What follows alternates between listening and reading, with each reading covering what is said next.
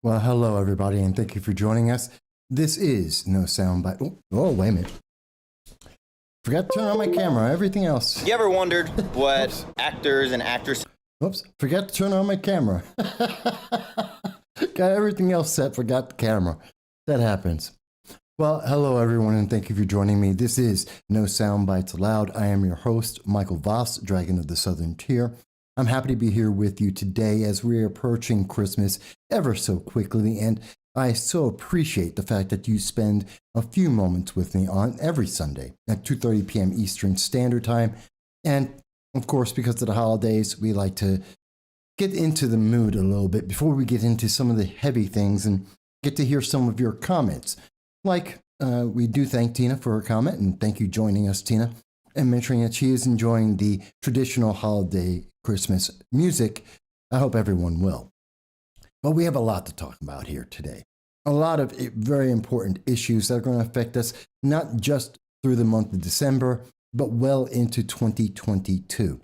Joe Manchin, Build Back Better, Russia and the Ukraine, so much more. And most important of all, we want to hear your voices. We want to hear what you have to say, because you have a First Amendment right by birth. No matter what country you're from, no matter what the internet overlords think, you have the right to speak, and we want to hear your voice, no matter what that voice may be, even if you disagree with us. So with that said, let's get right on into this. I want to start off, first of all, by covering something that we had mentioned before. As we had spoke about last week, we have been talking to you about the Antifa, Progressive Leaders of Tomorrow, BLM movement in the Southern Tier of New York, in addressing the allegations of a sexual assault of women and a couple of businesses in that area. And, well, I want you to know that there is an investigation that's ongoing, but you will not be able to see any information about it. In particular, I find it very troubling that one of the local news programs, WSKG, which is a division of PBS and NPR, they seem to be in danger. They have a website that may be revealing your information. That should trouble people, and that should be very curious, since they are supposed to be a public, nonpartisan channel, and yet their website, which is supposed to be covering this story about the sexual assault of women, the allegation, they have a corrupted site. I just want people to know about that, and to let you know that there is an investigation that is ongoing, and the reason why you haven't heard anything is because it's a police investigation. No matter what the subject, there's always a silence about that as the investigation goes forward, as we're hearing from the local district attorney's office. Jason, by the way, thank you for joining us. I know you're on D Live. And yes, I think people should be preparing for lockdowns. I think it's very likely to happen, as we see in Europe, as we're seeing around the world, and of course in Australia. The lockdowns never really went away there. And we know that on Tuesday, Joe Biden expects to speak to the nation and probably reiterate the messaging coming directly from Dr. Fauci, and that is to be afraid, to be terrified. And we're going to talk a little bit about that. Should you be terrified? Should you be afraid? That's a question we're going to talk with you about in just a few moments. But I also wanted to address something that's very important, and I've been talking about this since September 1st.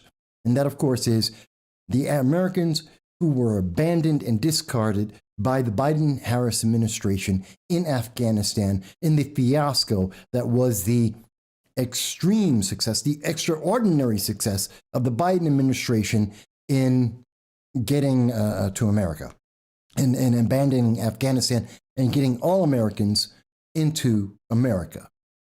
We just found out yesterday, December 18th, that there were 50 Americans who just came back. Mind you, remember, September 5th, you were told by Joe Biden, by Antony Blinken, the Secretary of State, that there were only 85 Americans that were left in Afghanistan and that we had gotten them back. Except in October, we found out that number is actually 470. And now we find there's another 50 that just came back yesterday. This is 4 months later. 4 months later, and we're just getting some of these Americans back home. And it wasn't because of the United States government. The State Department had nothing to do with it. In fact, there's an organization called Project Dynamo, which is a group of American former soldiers who have worked diligently to get American citizens back home. And they claim to have helped 2,000 Americans to get back to America. 2,000. We were told 85. And then Congress was told very quietly and not covered by the news media that it was 470. They claim to have gotten 2,000 Americans back home. That tells you the scope of this. And this is coming from, and if you think I'm wrong, this is their news reporting on this from the New York Post yesterday. But the New York Post also has a statement about this from their editorial board, and I'm going to get to the comments in just 1 second. But the State Department says there are now only 12 Americans left in Afghanistan, something that I do not believe. This is why last week we put out the biggest lie of 2021 is that all Americans who wanted to come home were going to be home, and that is a lie from the BidenHarris administration at every level of the government. And now, 4 months later, they're telling us there's only 12 Americans left, when they had originally told us there were only 85 Americans left. And we have no reason to believe them. None. Neither the editorial board of the New York Post nor anyone else believes this. And I don't believe it either. You can tell me if you believe it. Maybe you think it's true. Do you believe the State Department when they are now telling you that there are only 12 Americans left in Afghanistan that want to come home, as they have wanted to come home since before September 1st, when they were abandoned by the Biden-Harris administration, and not one Democrat will speak about this? I've asked Representative Anthony Delgado. Since September 1st, I have been asking members of Congress to say what they are doing to bring these American citizens home, and not one has made a statement. Not one has responded. Not even their offices have responded. I did hear a response from Congresswoman Claudia Tenney. She is working on this. She has been following this, but there is not one Democrat in Congress, in the Biden administration, that will even speak on this subject since September 5th. It's so upsetting to me. Let me get to some of the comments. Smooth Criminal says, we should not be afraid of the pandemic, the latest variant of the pandemic, and that the mainstream media have been called out for their fear porn, which it is. Smooth Criminal goes on to say, if people can't see the virus as pure propaganda and manipulation in order to establish a one world government by now, there's no hope for them. And I have to say, this latest variant, and there will be more variants, it is a virus. It is going to be here forever, just like every other virus that we have ever found. It will be here forever. There will always be a new version, and you will never go back to normal. That's just the truth. Anthony Fauci was recently asked, will we ever be able to get into a plane without wearing a mask? His most recent answer is probably not. You're never going back to normal. This is the normal. The 15 days to let this pass came and went 700 days ago. This is your new normal. This is the new reality, where government gets to decide every other couple of days, if not every other month, that there is a new pandemic, there is a new reason to be afraid and terrified. And mind you, I hear this from my own family. There are members of my family who are absolutely terrified of this. They insist that everyone must be vaccinated, everyone must get every booster shot, that you must eternally be vigilant against something that has a 98% survival rate. And now we have a variant out of South Africa that is even less deadly than any other variant that has been found to date.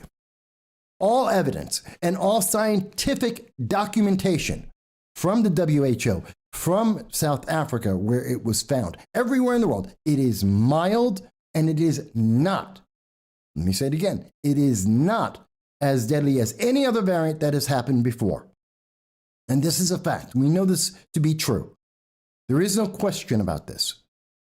And all news media have reported that. It is less likely. If you don't believe me, here it is, and we're going to WPIX out of New York. And their statement, and this is from, New York City hospitals, nowhere near last year. This is where the largest outbreak of the latest pandemic variant exists. In a city that is at herd immunity, December 19th, this morning, 8:28 a.m. on December 19th. And what did they say? And I want to be very clear on this because I want you to hear this. More than half of the positive results in New York City are coming from this new variant. But new hospitalizations and deaths so far are averaging well below their spring 2020 peak, even compared to where they were this time last year. The numbers are down. The stark contrast in the number of hospitalizations within this latest wave of infections could be attributed to several factors, including New York City vaccination rates. As of Saturday, 82% of New Yorkers were fully vaccinated. That's herd immunity. We first were told herd immunity would happen at 70%. Then that number was changed to 75%. It was then changed to 80%. Many places have 85%. New York City is at 82%. We're there. We've hit the target that we have been asked to reach over and over and over again. And yet the numbers keep shifting because this isn't about herd immunity. This is about power. This is about fear and control. 71% of the city's entire eligible population, including children as young as 5 years old, were fully vaccinated.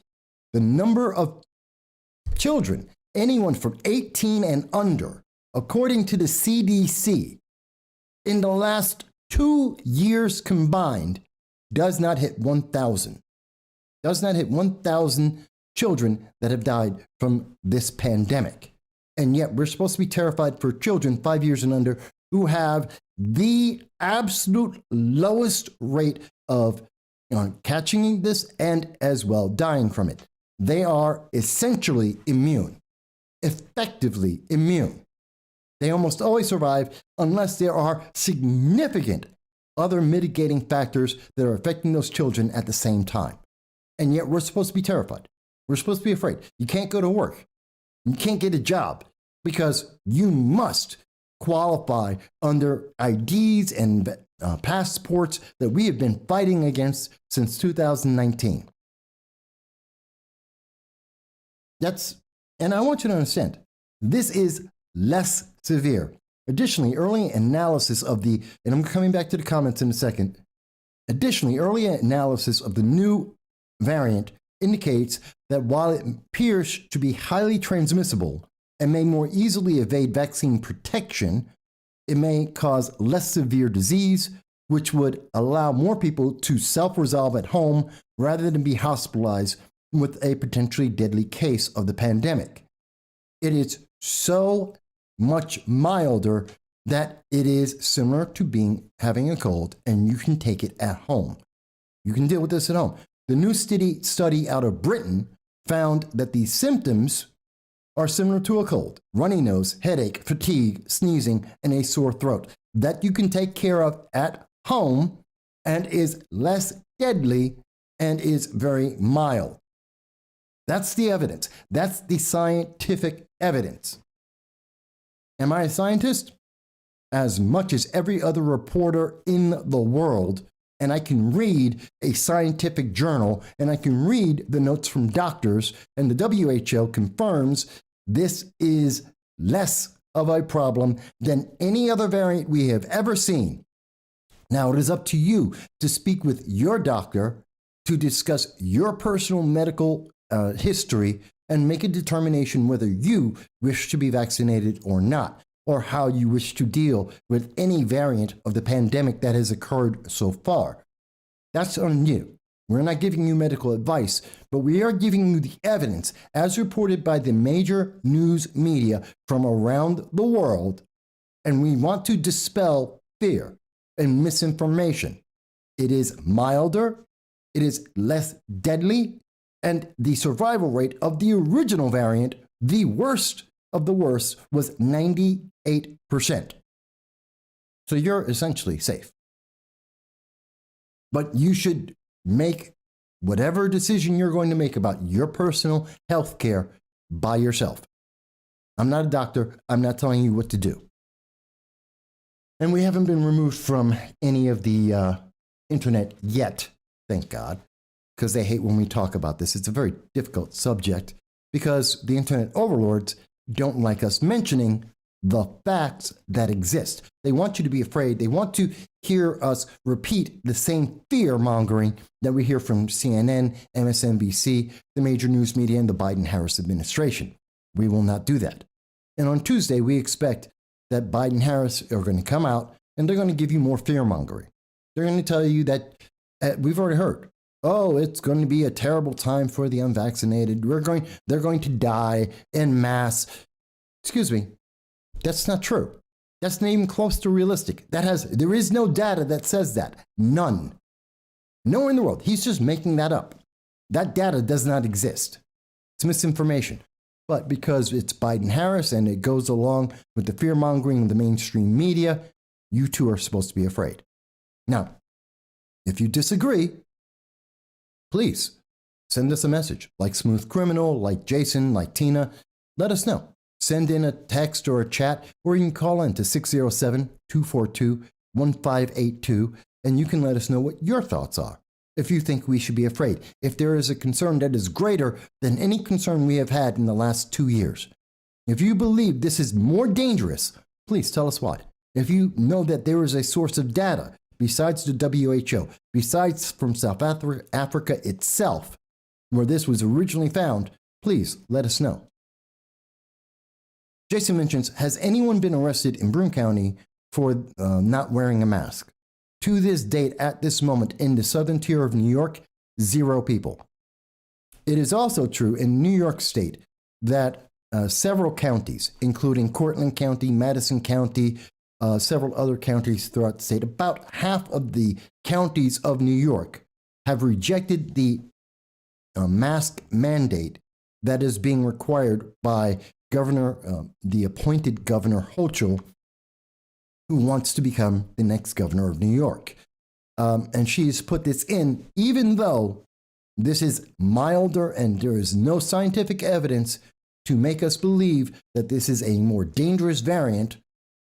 She has elected to take the extreme step to go out and to force businesses and individuals to give up their rights and to submit to her mandates.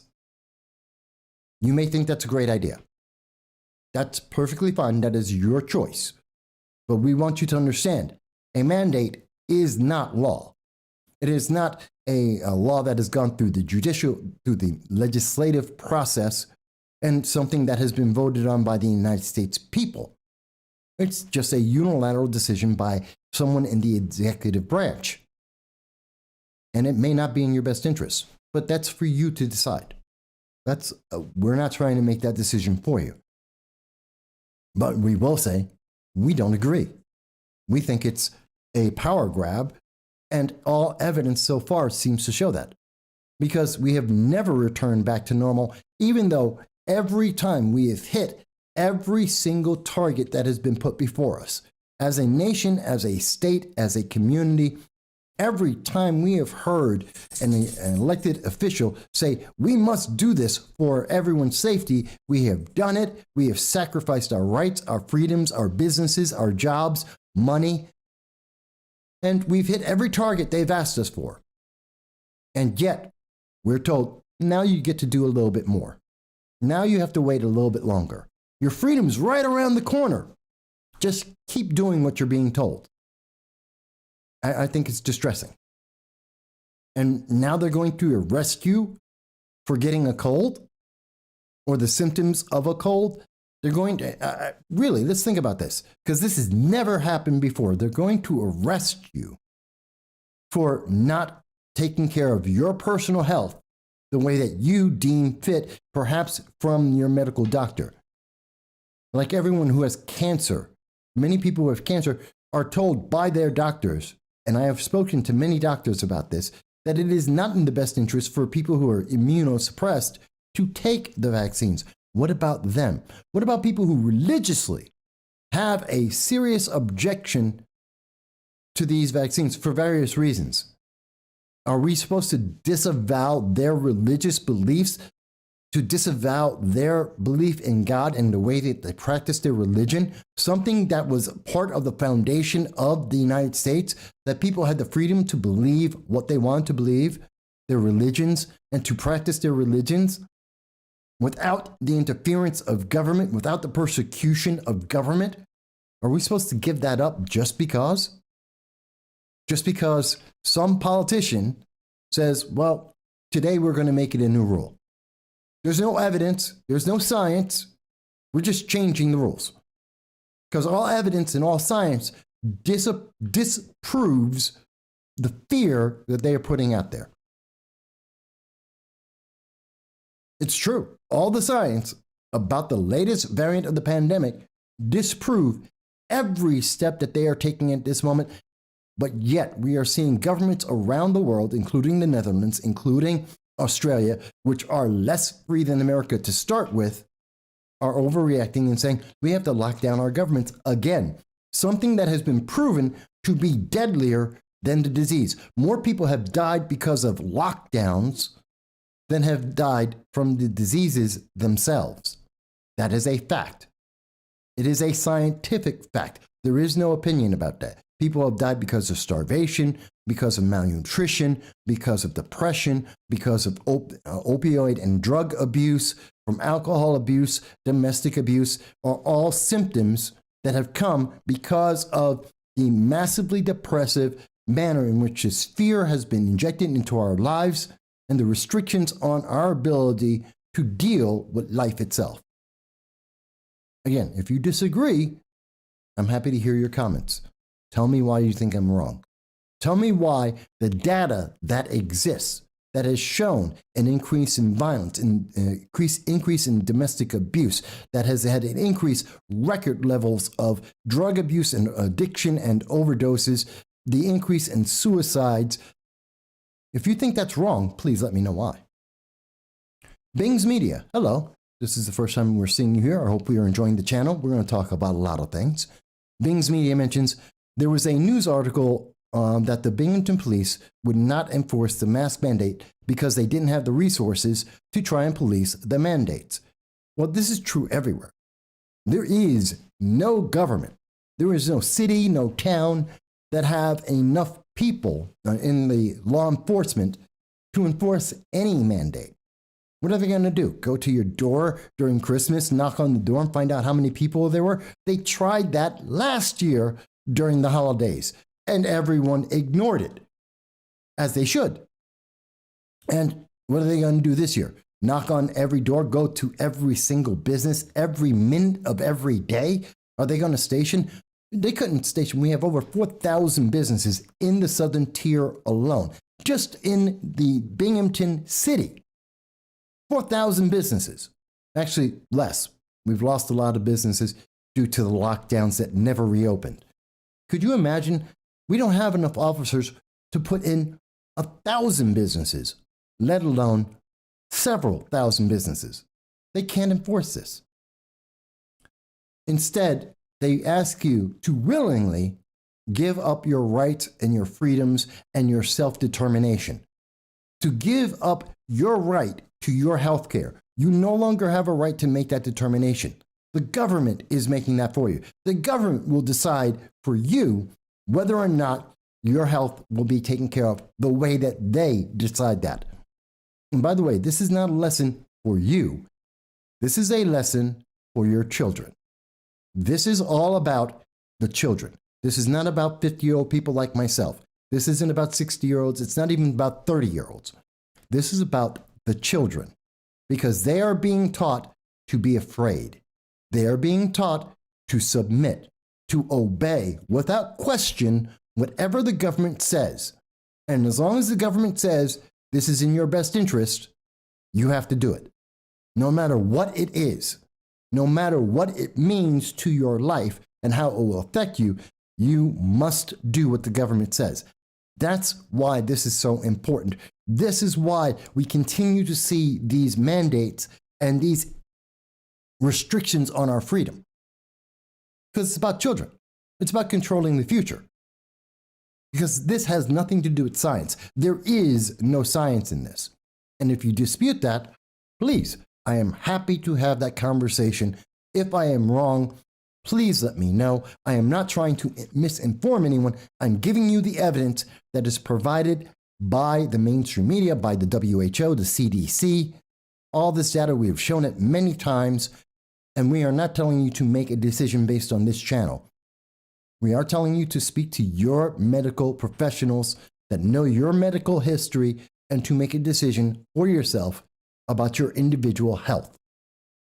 But we cannot hide from the fact that there is a very political element to this, and that political element is about control. Two different subjects, two different things that are based in the same root. And I'm sure that I will get hit by one of the internet overlords screaming at me about mentioning that, but it's the truth. You can talk about the political aspect of this while not talking about the medical aspect of this. They're similar, not the same. But again, if anyone wants to dispute this, that's fine. And if the opinion fact checkers, by the way, it has been reported in a court of law in the lawsuit by John Stossel versus Facebook. It is stated by Facebook in that lawsuit. All fact checks on Facebook are opinions. They are not facts. They are not fact checking. They are offering a counter opinion to whatever is being labeled. That is the truth. That has been submitted in court. Did you know that? Did you know that in court, it is Facebook, they have admitted themselves that every label that they have put out there, every person that they have punished because of the labeling that they have put on, saying that a fact checker said is in fact an opinion. That fact checker has an opinion no better and no worse than your own.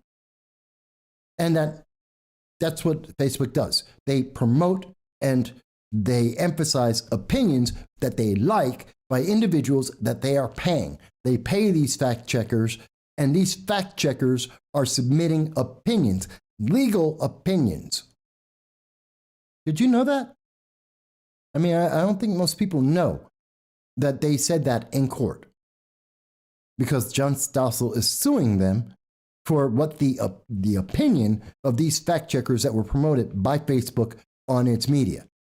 And I am sure that in lawsuits against Twitter and the other internet overlords, you will find the same thing, that they are paying these fact-checking organizations for their opinions that they are then pushing on you and punishing you for those opinions that legally in court are no different and no better than your own. That's terrifying. It's very upsetting. But I'm very passionate about these things because I believe in the First Amendment. I believe in your right to be able to speak without being persecuted, without being hindered, without someone using their editorial decisions to edit what you have to say, which is what the internet overlords do. They have editorial control, which violates Article 230. But that's just the fact. Okay. That being stated, and again, I want all Americans who are in Afghanistan to come home, unlike the mainstream news media, unlike the Biden-Harris administration, unlike any of the Democratic senators, members of Congress, including Antonio Delgado of the New York 19th, we are not afraid to say, bring all Americans back home from Afghanistan. That's the purpose of government, to take care of our people. but I'm always interested in hearing what you guys have to say. And if you think the government is going to, as Bing's media had mentioned, if you think the government is somehow going to regulate all this, it can't. It's just not possible. Even if they wanted to impose complete police state requirements, unless the public goes along with it, there is no law and no statute that can be imposed on the people that if the people do not want to follow it, they will not. That is just a fact. It's also why we have a Second Amendment. All right. So let's move forward, because there's a lot to talk about. And I know a lot of people want to hear about Joe Manchin. Now, we've been following this since about 9 a.m. this morning. We've been following what's been going on with Joe Manchin. Senator Joe Manchin says he will not support, that he is not going to do Build Back Better. He will not vote for it. And this is important because he is a senator representing West Virginia. And without the vote from Joe Manchin, the entire Build Back Better idea from the Biden-Harris administration is dead in the water. They have 50 Republicans that are against this bill. So they need every single Democrat to vote for this, and then they need to get Kamala Harris to come in to make the 51st vote. Otherwise, this fails. And there are 2 Democrats. Right now, the news media all day has been screaming about Joe Manchin because he said he will not vote for this. He says, and I quote, "I cannot vote to continue with this piece of legislation. I just can't. I've tried everything humanly possible. I can't get there. This is a no." Yeah, but there's also Kirsten Sinema, who is also a senator, who is voting no. Democrats have 48 votes, not 50. Joe Manchin is not alone, and there are several other Democrats that are iffy besides those 2. Those are the 2 most public voices that have said consistently for many months, this breaks America. We cannot afford this. This is going to destroy our economy. It destroys our future. It destroys the future of our grandchildren. This is wasteful spending. It is the progressive wish list of ideas that do not help America, and they want to vote against it. Now, at the moment, the news media wants to beat up on Joe Manchin because he's the scapegoat. He's the reason why this could not happen. But he's not the only one. He never was the only one. And the Build Back Better is a horrible idea. Part of the reason why we have inflation where it is because of the policies of the Biden-Harris administration. They have been printing money and spending it so fast that your money is becoming worth less and less by the day. And because of that, inflation goes higher and higher. That's why we're over 6.8%. In fact, we are in the double digits. Did you buy steak recently? Have you bought milk recently? Have you bought eggs recently? I know the senators haven't. I know Nancy Pelosi hasn't bought milk and eggs. I know that Chuck Schumer doesn't buy milk and eggs himself. He doesn't go to the store. He has no idea what the prices are. Joe Biden and Kamala Harris, they don't go to the store. They don't buy things anymore. And even if they did, everything's paid for by the government. They have no idea what the price is. You and I do. You know, milk and meat are up 22%, sometimes even more, depending on where you live. Gas is up astronomically. You're paying out the nose. And it's because of the Biden-Harris economic policies that are spending money that we don't have. They are printing money. They're doing exactly what Alexandria Ocasio-Cortez and Andrew Yang told you in 2019 and 2020. Just print the money. Just print money. It'll be okay. Just print money. And you know what? They did print money. And now you have inflation. And you can't afford anything. And I was at the store recently. I'm going to get to your comments in 1 second, Jason. I was at the store recently, and I remember I'm 53 years old. So I remember back in the 70s going with my mother over to, it was the A&P shopping stores. Most of you have no idea what that is. It's a supermarket. And we would go once a month. My mother spent about $150, $200 to get food for the family. And that would be 2 entire shopping carts full of food to last us a month. It cost about $200 thereabout. And I remember, I'm a single man, 53, and just 5-6 years ago, I remember I could go to the store and for $150, I could buy everything I would need to eat and I eat almost entirely meat. I don't eat vegetables. I know people are always amazed by this. I don't eat vegetables. Haven't eaten vegetables. I mean, I ate like 3 leaves of lettuce in like a year. And that's been the way I've lived since I was 19, 17, somewhere in that range, in my teens. I don't like vegetables. So I'm buying meats and eggs, which are more expensive.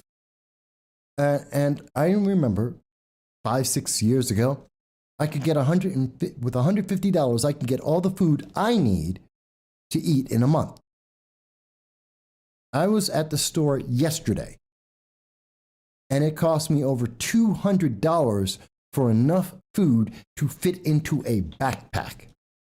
Not for a month, which may be a week, 2 weeks of food. It cost me $200. All of it fit in a backpack. That's not an experience. I know that's an experience you are having. You are having this across America. And I feel really bad for people in the rest of the world, especially when you're outside of places like the United Kingdom, outside of France, Germany, Canada. What about when you get to the second world countries like Mexico, like Spain, like Greece? What about when you get to the third world nations like Haiti, Honduras, all of South America, looking at Africa? Imagine the inflation those people are going through, because this is happening worldwide. Can you imagine how many people are starving right now because of the policies that have been implemented since January 20th? It's devastating. So Jason mentions that people are getting comfortable with masks and lockdowns. Failures of Build Back Better will be distracted with new mandates. And I think to an extent that's true, that we see every time there's some major thing that's happening, we get a distraction from that. So the Build Back Better is failing. So we talk about the next mandate. And when the next mandate is being rejected, then we hear about what's happening in Russia. And then we're told about how we have to spend more money. We're always being told about this new idea. That's the reason why there have been so many scandals and so many failures within the BidenHarris administration in just 11 months. They are constantly looking for something else to tell you to hide the last failure that they have had.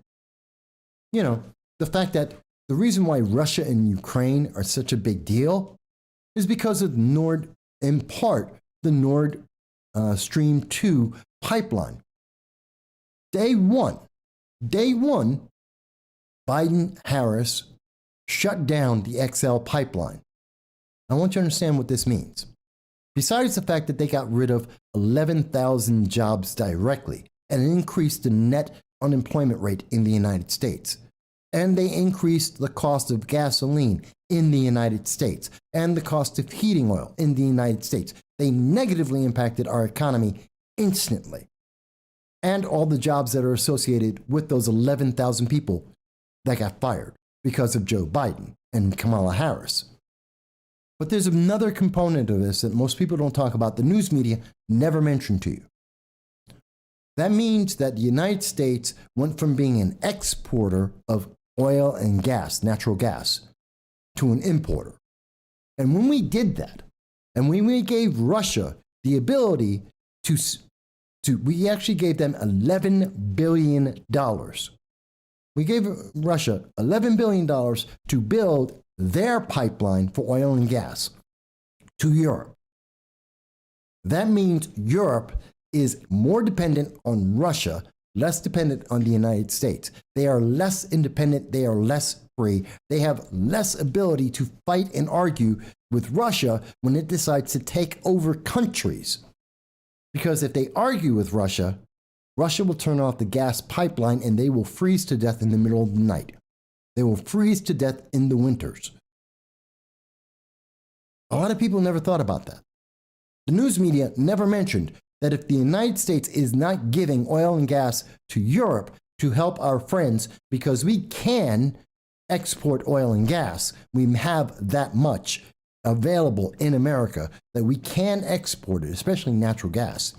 And if we're not doing that, and Russia is doing that because America paid Russia to be able to do that, then those people cannot complain. And when Russia decides it wants to take over countries like the Ukraine, Germany can't complain. France can't complain. Europe can't complain. Especially not in the middle of the winter, their people will freeze to death because Russia will just turn off the pipeline. Say, okay, you're upset. Fantastic. By the way, we just turned off all your lights. What are you going to do? Do you want the lights on? Stop complaining about what we're doing to the Ukraine. Stop worrying about what countries we're about to take over. Does that make the world more safe or less safe? Because in January, we were told by Joe Biden that getting rid of the XL pipeline would make the world more safe and it would be better for the world because of, climate change. Except what it did is empower Russia and took away the power from the rest of the world. Let me ask you guys, has anyone in the news media ever explained that to you before?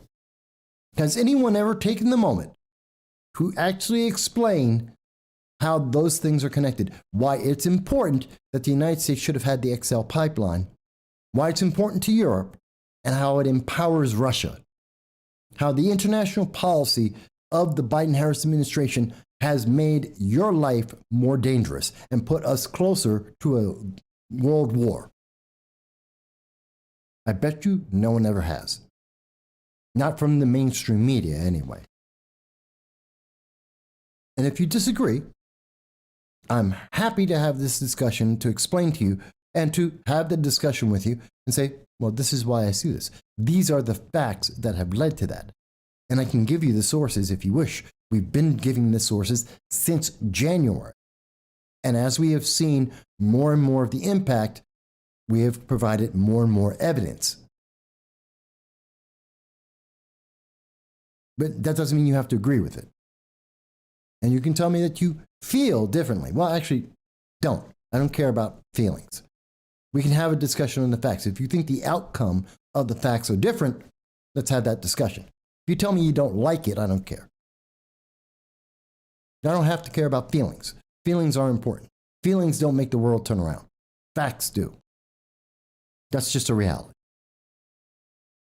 And getting back to that reality, as Jason was mentioning, the failure of Build Back Better is being dumped on Joe Manchin, and it's meant to distract you from the fact that Build Back Better doesn't build back.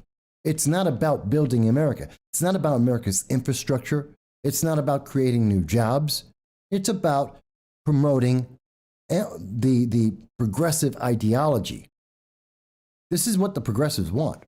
Alexandria Ocasio-Cortez, Ilhan Omar, they are absolutely incensed because they want this. And I want you to hear this. The president requested more time to continue his negotiations. And so we will keep working with him, hand in hand, to bring this bill over the finish line. Meanwhile, the White House is renewing its focus on another stalled Democratic priority, voting rights. This new sinister combination of voter suppression and election subversion is un-American. See, and that's a lie. And just like Jason mentioned, we are seeing that the Biden-Harris administration, they have failed yet again. So it's now time to go on to the next story. Oh, Joe Manchin said absolutely no.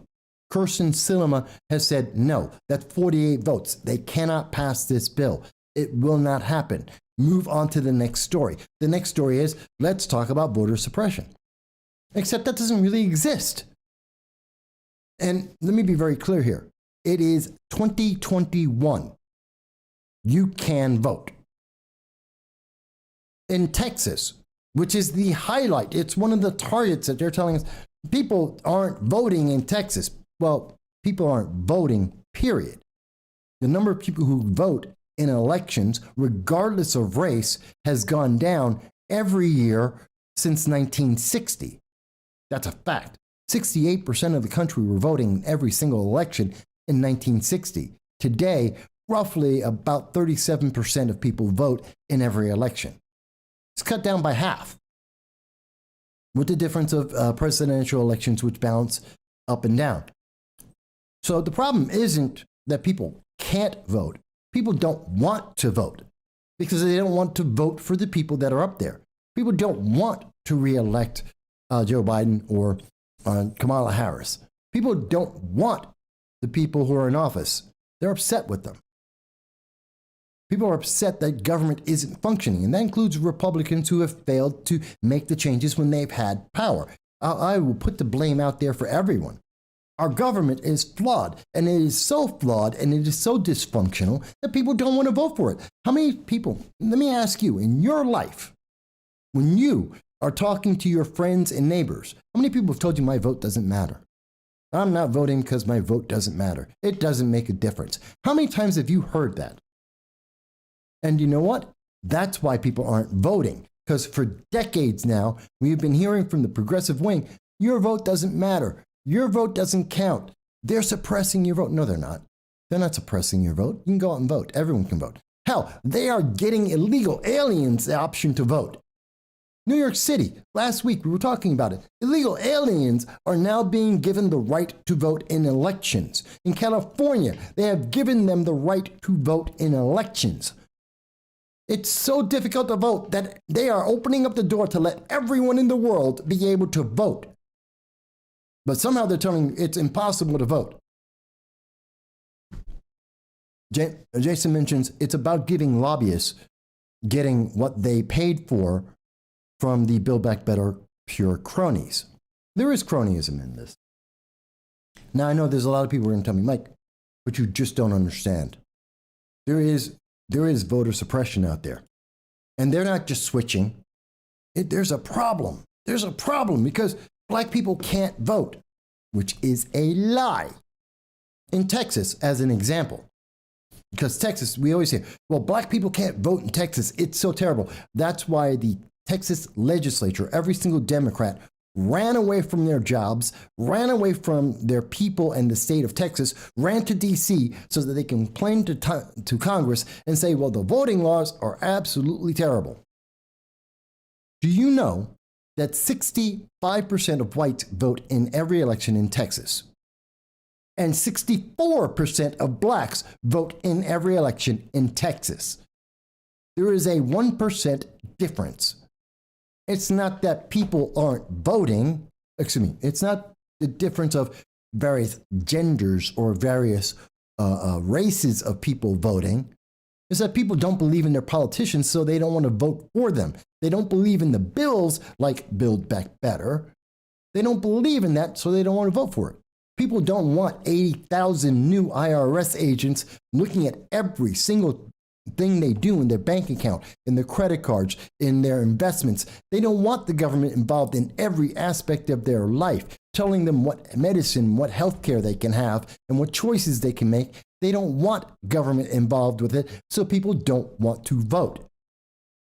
They're tired of that. Tina mentions, honestly, if they continue with mass voter fraud, illegal aliens voting, dead people voting, mass mail-in voting, I feel that my vote does not count. It's a fair question. And I have to ask the question, how many people feel like that? Because, well, let me ask it this way. Do you believe that if they make all the changes, if Democrats get every single change that they want, if all the progressives get all the changes they want, which means that illegal aliens can vote in elections and every election is a mail-in vote, do you feel more confident that your vote will matter? Do you trust that more? And mentions, awesome news from Manchin. Nice to hear some good news for a change. I'm happy to hear this too, and I want to give credit to Kirsten Sinema because she's also disagreeing with this. She has also refused, and the vote is 48 to 50, 48 against, 48 Democrats for it, and 52 Republicans and 2 Democrats that are absolutely against it, protecting America, protecting us from Build Back Better, allowing illegal aliens to vote, allowing our debt to increase, and destroying our economy and increasing inflation. So I am happy about that, Ann. But honestly, does anyone think that if they allow these Democrat issues to go forward, that you're going to be able to vote better? Because if you do, I want to remind you of something that happened. This is a conversation we had on November 8th, right after the 2021 election. And this was a conversation we had with Jeremiah, who called into this program, just like you can. And this is part of what he had to say. Hey, Jeremiah. How you doing? I'm glad to have you on. And so, Jeremiah, we spoke, what would you like to talk about? Let me say it that way.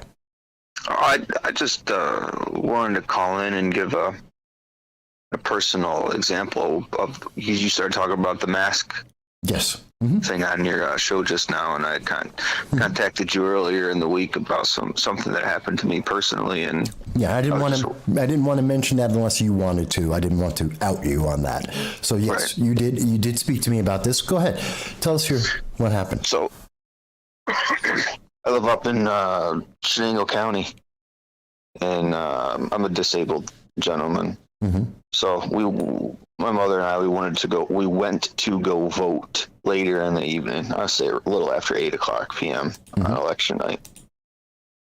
And before I go further with this, I want you to know, and I can play the whole thing for you, but you can go and you can look it up. It's on November 8th. The links will be in the description at the end of the show. Jeremiah was denied the right to be able to go vote. That's voter suppression. He was told he could not vote, and he had to fight for his right to be able to vote. That's the problem.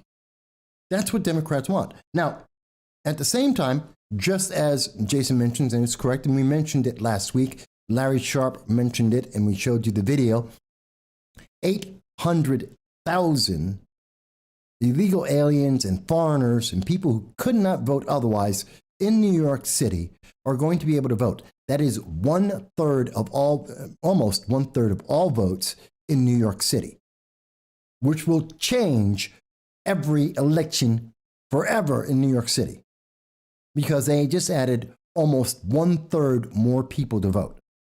It's going to change everything. And that includes illegal aliens. They're voting. Some of them are mailing it in, some are going in person. They're going to vote. It is the law of New York City.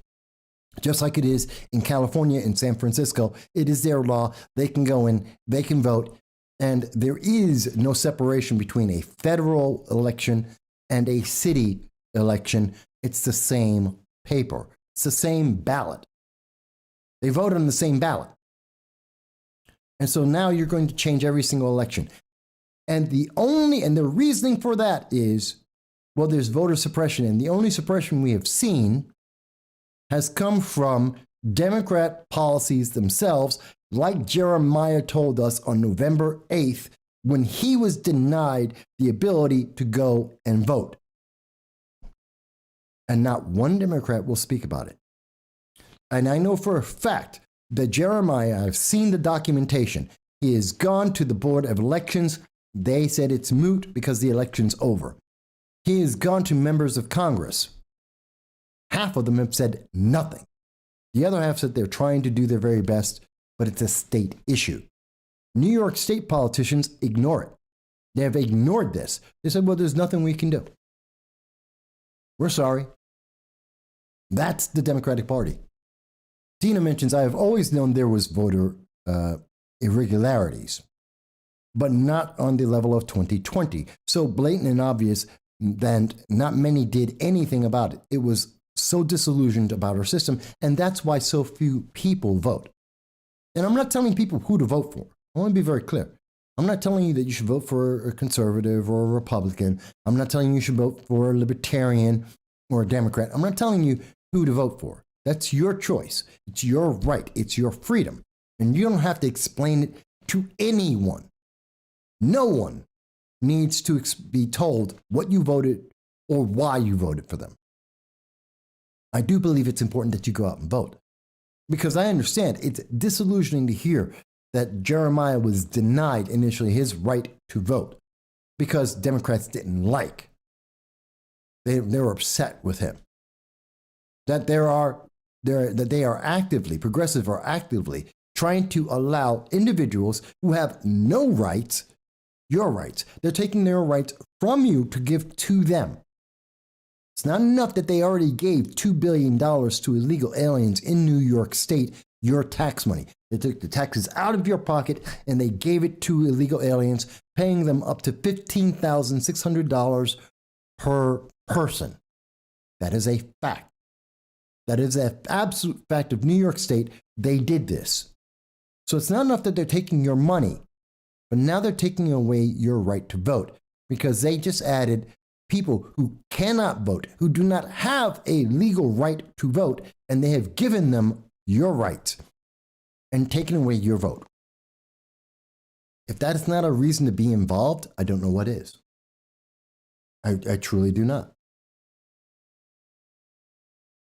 And I think this is, and all the while they're bouncing between, so it's either voting rights, or they're talking about the pandemic, that you should be afraid, or that you have to be mandated to have, you have to be vaccinated against the pandemic, or we have to get everyone out of Afghanistan, except we're going to leave people in Afghanistan.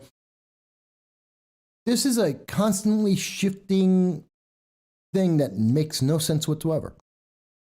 And this is why we see Russia doesn't care what Joe Biden thinks. This is why China doesn't care what Joe Biden and Kamala Harris think. They are absolutely sure they have no power and they are useless, bumbling fools. This is why Democrats themselves are now talking, and this is the 11 months in, and they're talking about how they can replace Joe Biden and Kamala Harris on the 2024 ticket. And in fact, most of them are talking about replacing Kamala Harris because they don't believe Joe Biden will be in office throughout the 4 years that he's in office. As we have predicted, we don't expect him to be in office in January of 2023. He will be removed because of the 25th Amendment. And we are absolutely sure that we're going to be right on that prediction. You don't have to agree. Tell me why you think I'm wrong. Tell me why you think these conclusions are wrong. Tell everyone who is watching the program along with you, tell them why they're wrong. Because so far, everyone seems to agree. And I'm not saying that you have to. You don't have to watch this program to agree. You can watch this program and say, I don't agree. Okay, why?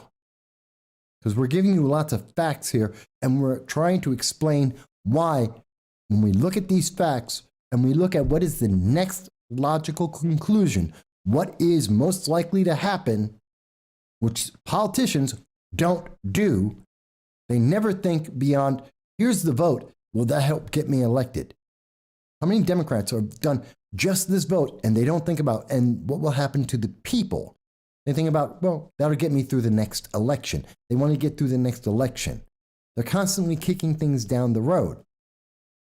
Think about the evictions that are going on in America right now, because Democrats just kicked the can down the road.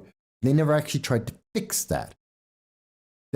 Out of the entire $2 trillion being spent by Build Back Better, they're not spending any money on taking care of the eviction crisis. Remember, that's just gone. They threw that out the window. They forgot about this. The moment that the eviction crisis became a reality in October, they stopped talking about it. The moment that it became a reality that Americans were left in Afghanistan, news media stopped talking about it. They stopped talking about everything that has failed because they don't want you to think about it. Because they don't want you to think, here's the consequences. What about Poland and the border? No one's heard about it. What's going on with Russia and the Ukraine? A week ago, Joe Biden used all of his power. When he went out earlier this year, he made the point, Vladimir Putin is a killer, and I'm going to put him in his place. And he said that on ABC News and told you to your face, looking in the camera, and told everyone in the world, Vladimir Putin is a killer, and I will tell him that I've told him that to his face. And Vladimir Putin, for his part, laughed. Literally. He literally went onto TV and laughed. He laughed at Joe Biden. He confronted Joe Biden in person. Joe Biden was so afraid he wouldn't actually do an in-person meeting, conference with Vladimir Putin.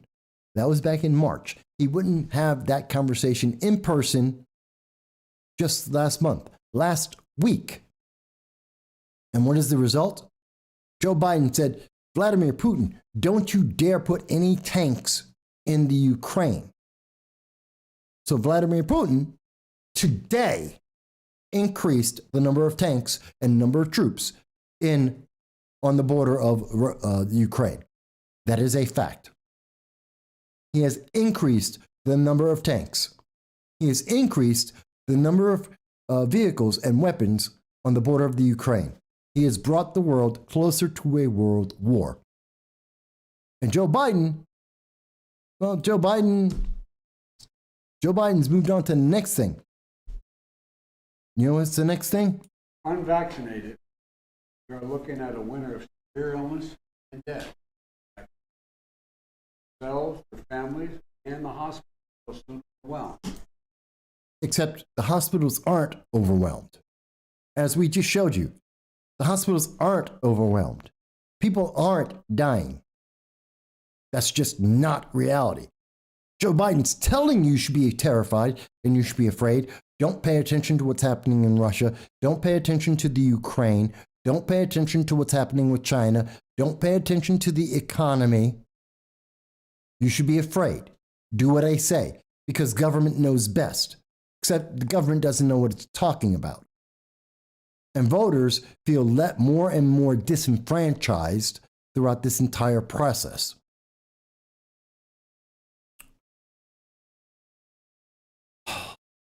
God help us. It's so difficult right now. And I know that the internet overlords don't like us talking about these things, but it's important that we do. And it's important to have your voices. They say there are 90% in Broome County. You mean vaccinations? 90% of the population in Broome County is vaccinated and therefore exceeds herd immunity by every standard that has been put forth, even on the sliding scale that has been put forth by Dr. Fauci. At 90%, we have almost as high of a vaccination rate as in the United Kingdom and in Israel. Oh, the hospital capacity.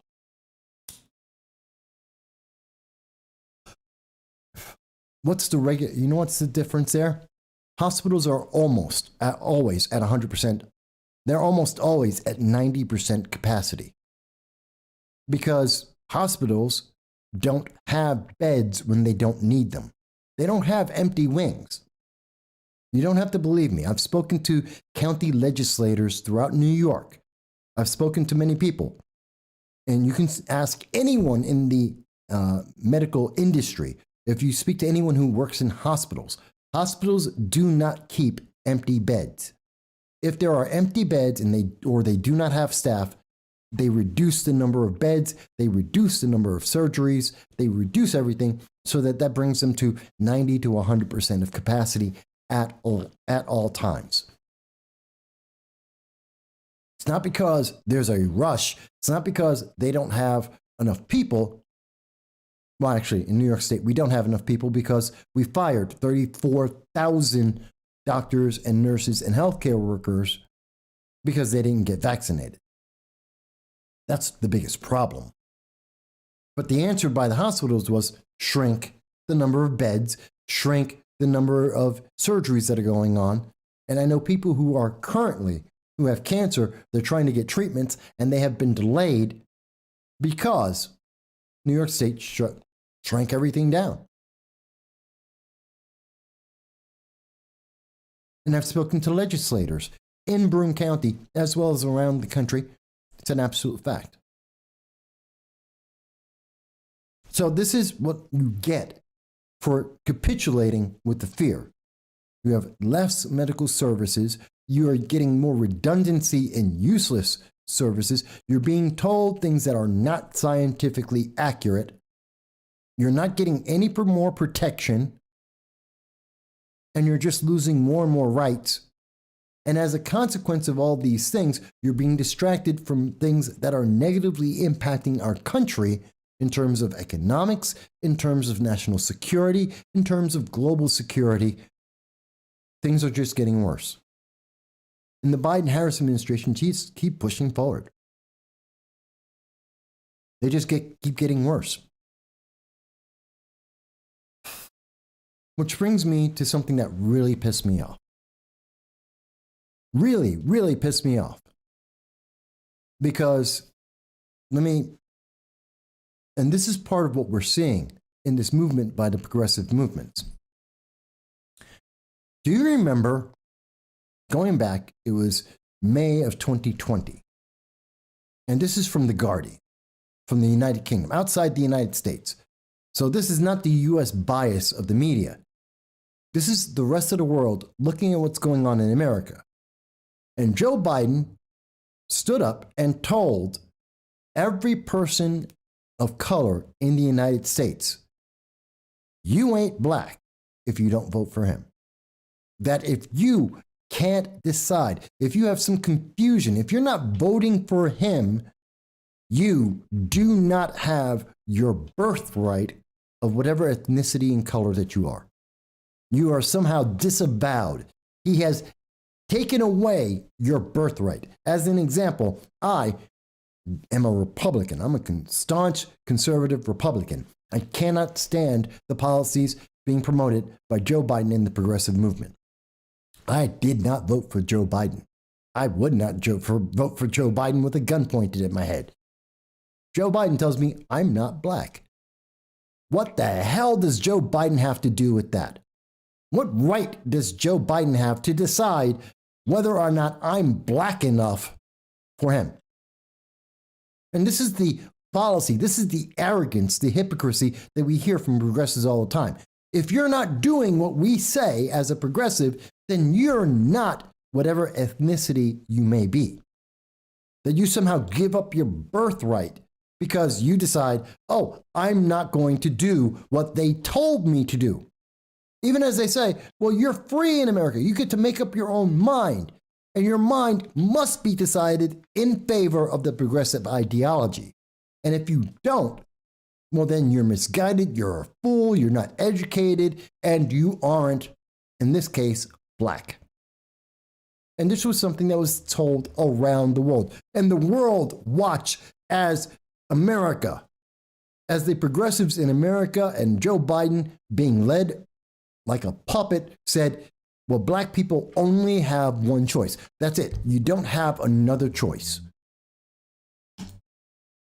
And we spoke about Joe Biden, who, when he doubled down on this in 2021, it was February 18th, 2021, when Joe Biden went on CNN, spoke at a nationally televised town hall, and he had this to say about blacks and Hispanics. The White House page, and he says there, not everybody in the community, in the Hispanic and African American community, particularly in rural areas that are distant or in inner cities, know how to get online and determine how to get in line for the COVID vaccination. Can you imagine that? Joe Biden told all black people and all Hispanics that they are too dumb to know how to use the internet. That you're too dumb. He had already said, if you don't vote for him, well, you don't deserve the designation of whatever you were born as, that your birthright does not exist. And now he covers, and then in February, he adds to that saying, by the way, you're too stupid to know how to use the internet. I didn't say that. That's from the White House. February 18, 2021, from the White House. Joe Biden was on CNN, nationally televised, and he said that himself. Let me take a second. So there's comments here. D mentions, great job as usual, shared on Twitter, and hopefully more common sense people will subscribe and listen. I hope they do. Jason mentions Dems treat blacks as a disability. No. If you are black and do not follow the plantation, you do not follow the approved documentation. If you're doing something that's not approved, then you are a problem, and you cannot possibly be black because you can't decide things for yourself. Joe Biden's deciding it for you. Progressives are deciding it for you. I am currently in an argument with several college professors because they're telling me about how I should feel about their efforts to fix racism in the United States. And because I don't agree with them, I don't understand what they're doing. Not that I'm not smart enough, that I couldn't read the documents, that I didn't understand the programs they're putting forth. No, I'm not black enough to understand the results of what they're doing. It's not as simple as I disagree. I'm an intelligent man. I can read the words. I understand the meaning of those words, and I disagree with it. No, you're not black enough. I've heard from progressive leaders of tomorrow that have told me, because I don't believe in their equity, where they decide to have racism like safe spaces where people cannot enter certain businesses or spaces because they have the wrong color of skin, that when I tell them that that's racist, well, then I'm not black. I've somehow given up my blackness and my Hispanic heritage. Somehow I'm no longer any of those ethnicities because I don't agree with their approval, that their elitist point of view isn't something I'm adopting. And it's compounded by the fact that we get to hear Joe Biden say he knows who is black and who isn't. And he has a qualifier. There is a test. That test was a vote. And if you did not vote the right way, you failed the test and you have abdicated your right to claim to be what you are every day. And by the way, being that makes you too stupid to understand how to use the internet. That's what Joe Biden said. Let's take out the pleasantries of how he tried to word it, which wasn't very pleasant at all. And he has just claimed that blacks and Hispanics are stupid, that you don't know how to use the internet. I find that insulting. I find that aggravating. I found that to be insanely racist. But it gets worse. Because then we get things like this from Kamala Harris. And I want to go through this with you folks, because as I mentioned on Twitter, and you can see this there, first they try to run, then they try to be indignant, anything to shut down voices that question this administration. Did you notice the implied insult of a black man, of calling a black man a Republican, as if not being a Democrat is impossible and the only option available? Why would I say that? I want to show you this in full. President. Do you think Joe Manchin is the super? Who's the super? Hang on a second. I want you to hear this in its completeness, folks, because I know a lot of people haven't seen this. This was on, there's a guy called Charlamagne. He likes to go by Charlamagne the God. I'll call him Charlamagne. Charlamagne is a popular podcaster. He's very well known. He interviewed and was the guy who was told that Joe Biden told him that he's not black if he doesn't vote for Joe Biden. He did vote for Joe Biden. So his blackness has been confirmed by Joe Biden. Thank you, Joe Biden, for giving Charlamagne his blackness. don't mind the skin color he was born with. Well, Charlamagne, who's very big in the Democratic circles, spoke to Kamala Harris. You know, one of the few people who can actually speak to her and have a question and answers. And he asked her something that's very important. And I want you to hear not only what he asked, but I want you to see what Kamala Harris says. Who's the superhero that's going to speak against Joe Manchin? No. I want to know who's the real president of this country. Is it Joe Biden or Joe Manchin? I'm sorry, I interrupted. I don't think the vice president can hear you. It's Simone. I'm so sorry, Charlamagne. We have to wrap. She can hear me. Can you hear me? Can you hear me now? Can you hear me, Madam Vice President? Well, I'm sorry. We got to wrap. Oh. So I'm sorry to interrupt. They're acting like they can't hear me. I can hear you. Oh, so who's the real president of this country? Is it Joe Manchin or Joe Biden, Madam Vice President? Come on, Charlamagne. It's Joe Biden. I can't tell sometimes. No. It's Joe Biden. And don't start talking like a Republican about asking whether or not he's president. Do you think Joe Manchin is a problem? It's Joe Biden, and I'm vice president, and my name is Kamala Harris. You know what? There's this really great line from Game of Thrones. And I was a fan of Game of Thrones. I loved it.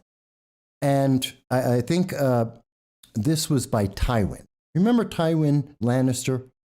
I thought Charles Dance did a great job of portraying that character. And there was a conversation that happened, I think it was season 4, maybe season 5. 4, it was season 4. And Tywin was speaking to his son Joffrey, the evil little kid who was in charge. And he says to him at one point, because they were having an argument about power. And Tywin says that anyone who must tell you that they are king isn't king.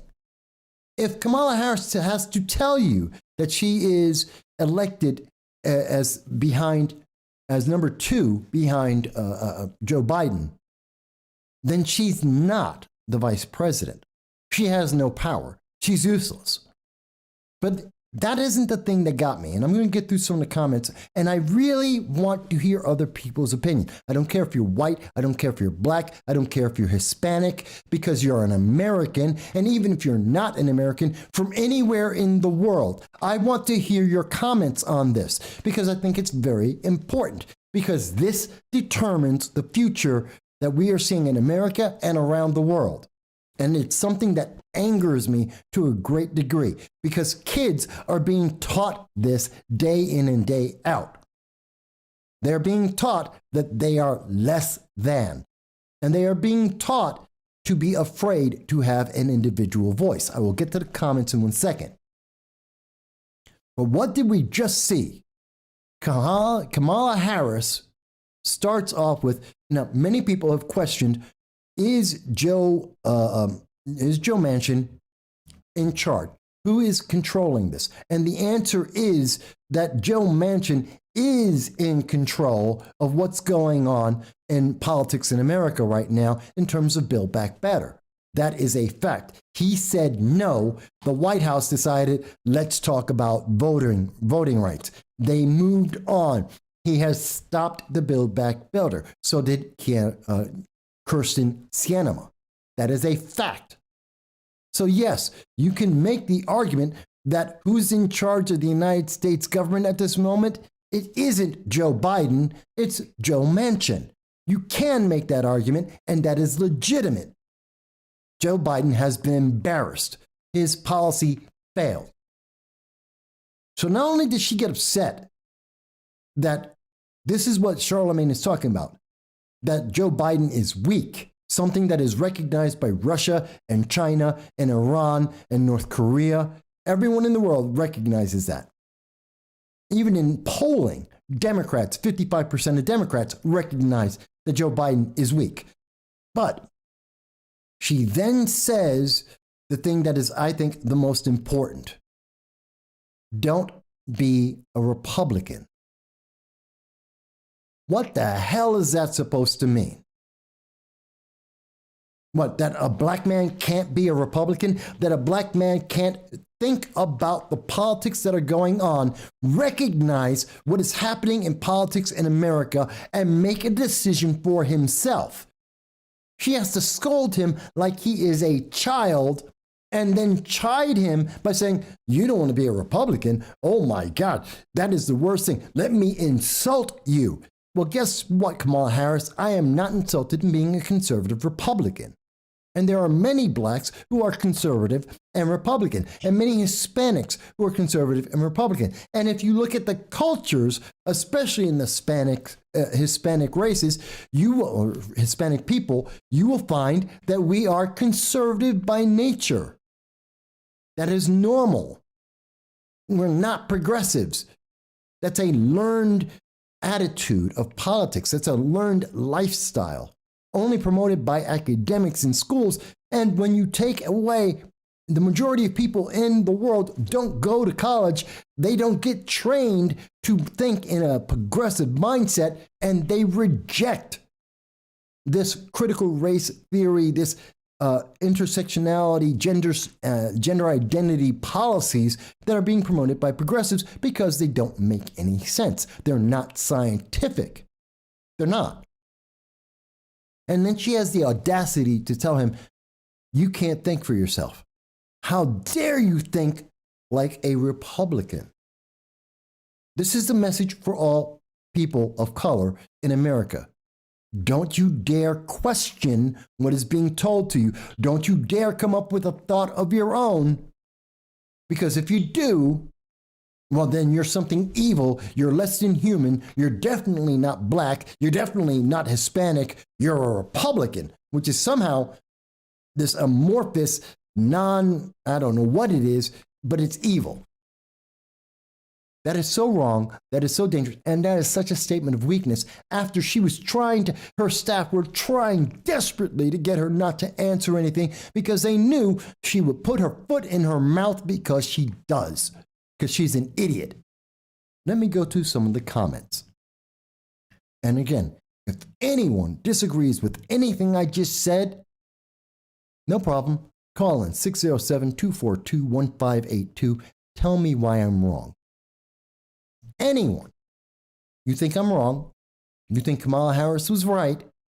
Call in 607-242-1582. I will not beat up on you. I will not insult you. I will listen to your discussion. I want to hear you explain to me how she wasn't being insulting and condescending and trying to punish people for thinking independently. But to the comments. And the comments go, Jason mentions that that some progressives seem to pretend that they know what it is to be black more than blacks and Hispanics know what it is to be black and Hispanic. And that anyone can't have an idea that differs from these Democrats, like Kamala Harris in this example, and like Joe Biden previously in previous examples. I don't know that, and Jason mentions that she was ready to castrate him. I don't know about that. But she was upset.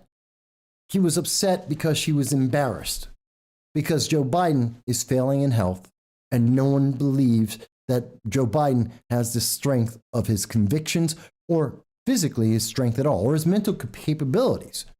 And that's reflected in international policy. It's the reason why Russia right now is building up troops on the Ukraine. It's why China is saying they're going to take over Taiwan.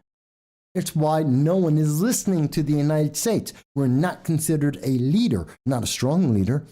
Iran is more than happy to just kick the Iran nuclear deal down the road until they get a couple $2 billion so they can fund international terror.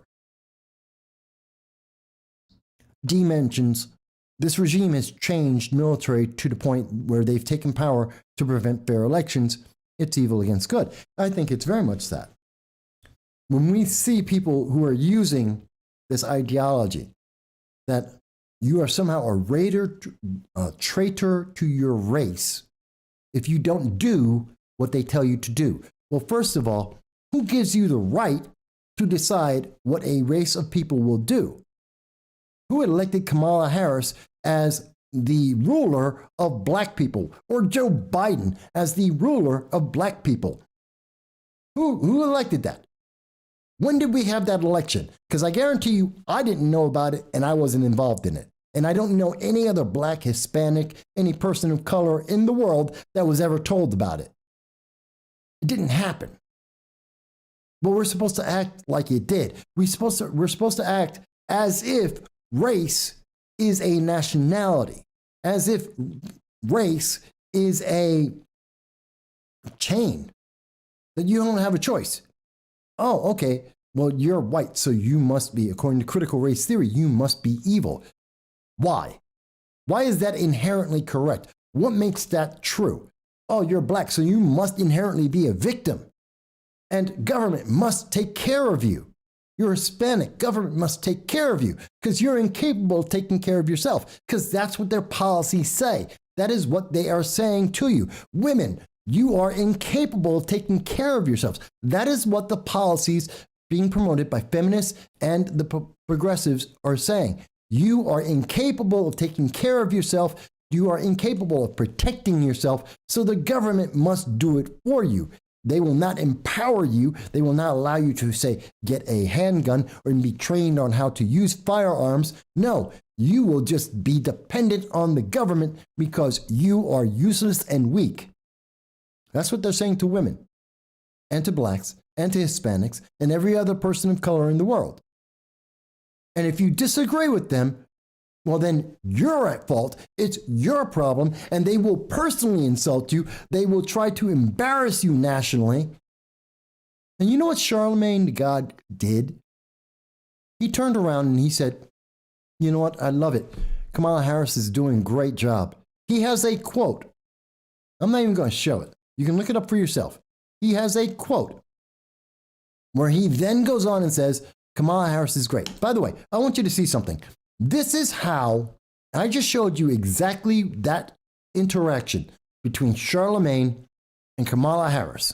You saw her staff try to stop her from answering with a lie so obvious. Charlamagne called it out on national TV and said, they are avoiding this. They are trying to make up an excuse. Okay? Because they were embarrassed. And then this is how CNN covers that entire racial exchange. That Vice President Harris was asked about on Comedy Central. She was asked whether Joe Biden or Senator Joe Manchin was president. And I have to say, watching this video, she did not take that question lightly and seemed to be personally offended by it. How did that go? Tell us about it. Right. You definitely saw at least a flash of intensity there when she was asked about the relationship and so on with West Virginia Senator who has been holding up a lot of the Biden agenda up on Capitol Hill. No mention that she tried to dodge it, that her staff ran away from the idea, that they lied to every viewer that was out there. No mention of the fact that they insulted Republicans and they denied black people the ability to be able to make their own choices. They blame everything on Joe Manchin. You forgot Kirsten Sinema. She's a woman and a Democrat. Does she not matter? Does her voice not matter? How many times have you heard Democrats say women are so important? We have to have women in politics. What happens when a woman doesn't agree with them in politics? She no longer exists. Why are they no longer talking about Kirsten Sinema? Why does she no longer exist? And the only person they can talk about is Joe Manchin. Aren't they supposed to be the party empowering women? Well, there's a woman who is a Democrat who is saying this is a bad idea. And rather than listen to her, they have eliminated her voice. She no longer exists. How much power do you think they believe you should have? If you are a woman watching this and you're listening to how the news media has jumped all over Joe Manchin and will not even mention Kirsten Sinema's name as if she were an American in Afghanistan. They're treating her the same way. She's non-existent. Let me ask you, do you think that they care about you as a woman? Because you are not elected to Congress. You don't have power in politics. Do you think they care about you? And if you do, please tell me why, because I don't think they do. So that's how CNN covered it. Oh, it was a tiff and she got a little upset. They ignore what was said, that they tried to hide from the question. They ignore the fact that this was racial and that there was a racial component and that she was lashing out racially. I don't care if she's upset.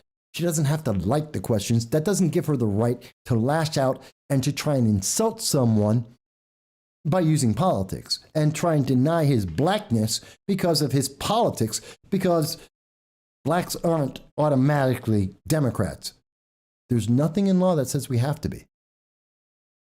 But they act like we do. I like that question, Jason. Give me a second. I'm going to answer that in a second. But I want you to see, this is BET, Black Entertainment Television. Again, I showed you the entire exchange. How does BET look at this? Their only concern is that Charlamagne was called a Republican and that was the real important thing. It's Joe Biden, and don't start talking like a Republican about asking whether or not he's president. That's a legit question. It's a question being asked around the world. It's a question that's being asked by governments, not just Russia, not just China. How about the United Kingdom? How about France? Do you forget Macron at the G20 summit this spring when he was pointing his finger, shouting at Joe Biden like he was a little child? And I'm vice president. That's what they focused on. They want, BET is reminding every single one of their viewers, you have to be a Democrat. That's their coverage on this. If you ask a question, you will be admonished because you're not black enough, because black people don't get to ask questions.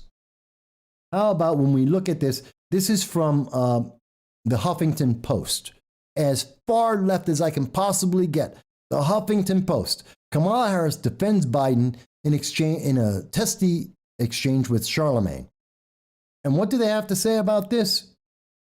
The exchange was particularly tense. Who's president of the country? Come on, Charlamagne, come on. It's Joe Biden. No, no, no, no, no. It's Joe Biden. Don't start talking like a Republican. And it's Joe Biden, and I'm Kamala Harris.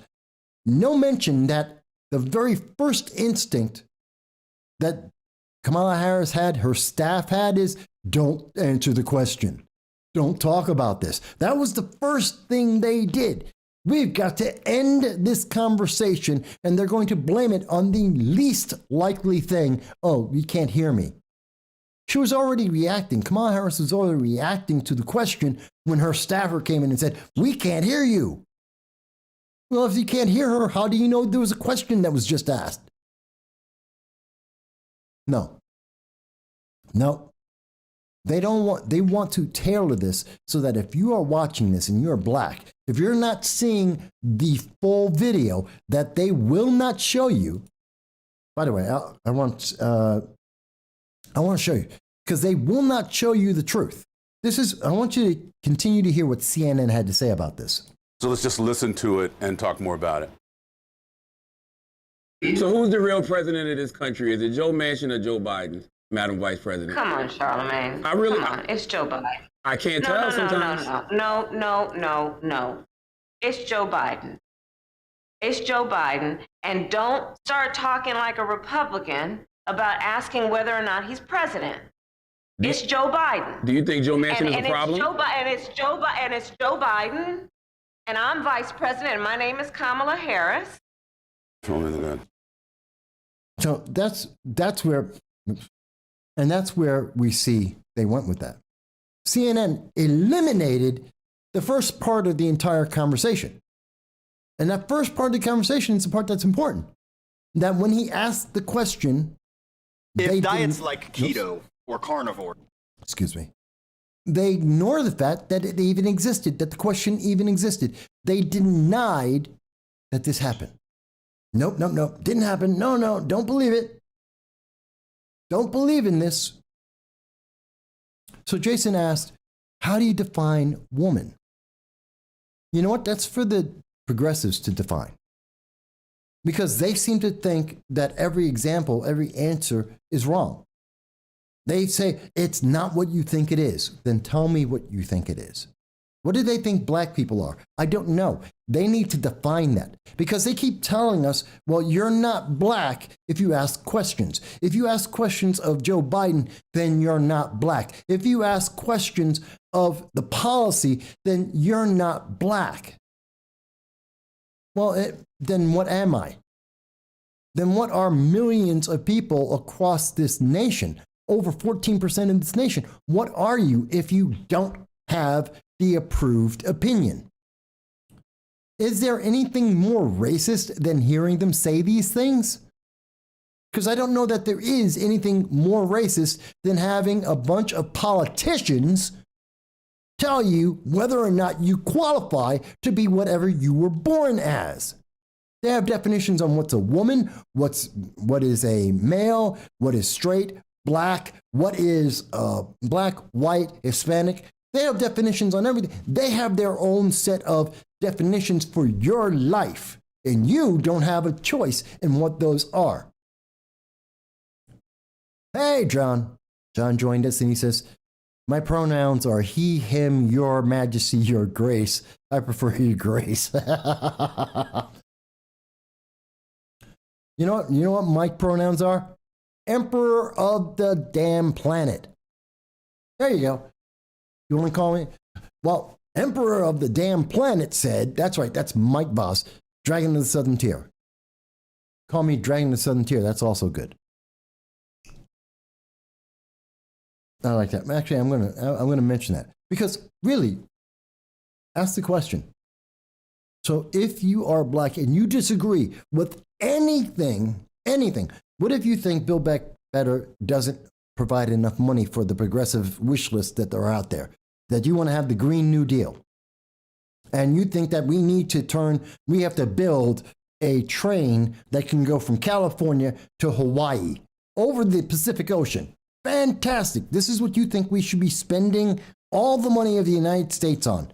Fantastic. Okay. Then does that mean that you aren't black because Joe Biden doesn't agree with that? Besides the fact science doesn't agree with you, Joe Biden doesn't agree with you. Neither does Kamala Harris. Does that mean you're not black? Or are you too black for them? I don't understand. What are the rules? And I know this is hard because as a conservative and as a Republican, I don't understand what the hell they're talking about. They keep telling me that this is what's good for you. I'm 53 years old. I think I know what's good for me. I have lived through coups. I have lived through earthquakes, floods, fires. I've been homeless twice. I've had crackheads try and shoot me. I've had police pull guns on me. I've lived through a whole lot. I think I know what I need to live, and I think I know who I am, especially when I wake up in the morning and I look in the mirror. But yet they want to tell me, but no, none of that matters. Life experience doesn't matter. Genetics don't matter. What I see in the mirror doesn't matter. They have the decision to decide whether or not I check the box and decide, yep, that makes him black today. And they can take away that power. They can take that away from me at any given moment. Because if I disagree, you no longer qualify. Screw you. You're something else. John mentions, I said that on my channel. Harris thinks he's speaking about Harris, the gentleman who went for Broome County clerk. Okay, he's a Democrat. Harris thinks all blacks think the same. All Democrats do, by definition racist. People need to finally say this. I can't say what another individual thinks unless I have an example of what they believe. I can say that Joe Biden doesn't believe people are black unless they do what he tells them to, because we have the example. He's explained it to us multiple times. I can say that about Kamala Harris because she has explained it and we have the example so I can show it. I will not attribute it. I can tell you that the policy of critical race theory, I can tell you that the ideology of progressives is racist and it promotes racism, but I will not tell you that the individuals are. That's a different thing. I hope that makes sense why I make that difference. I don't want to misattribute things, but I can tell you that the policy progressives are espousing, the policy that they define their party with, is completely racist. It is sexist. It divides people, and it is inhuman. It treats people as property and checkboxes. And we see that every time that we hear Joe Biden talk about anything to do with race, and Kamala Harris too. And they are abusing people. Oh, you say Harris, Kamala Harris. You're referring to Kamala Harris thinks all black people think the same.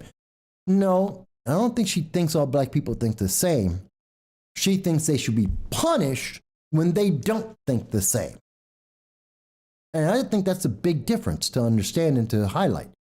When they hear that black people say, oh, Joe Biden is weak, he's not a leader, you need to be punished. When you don't vote along progressive democratic views, you need to be punished. And they do that in part by saying, you no longer fit with black people, you no longer fit with any of your kind, you need to be ostracized. You need to be denounced by your family. You have to be disavowed as a human being because you're not doing what is approved.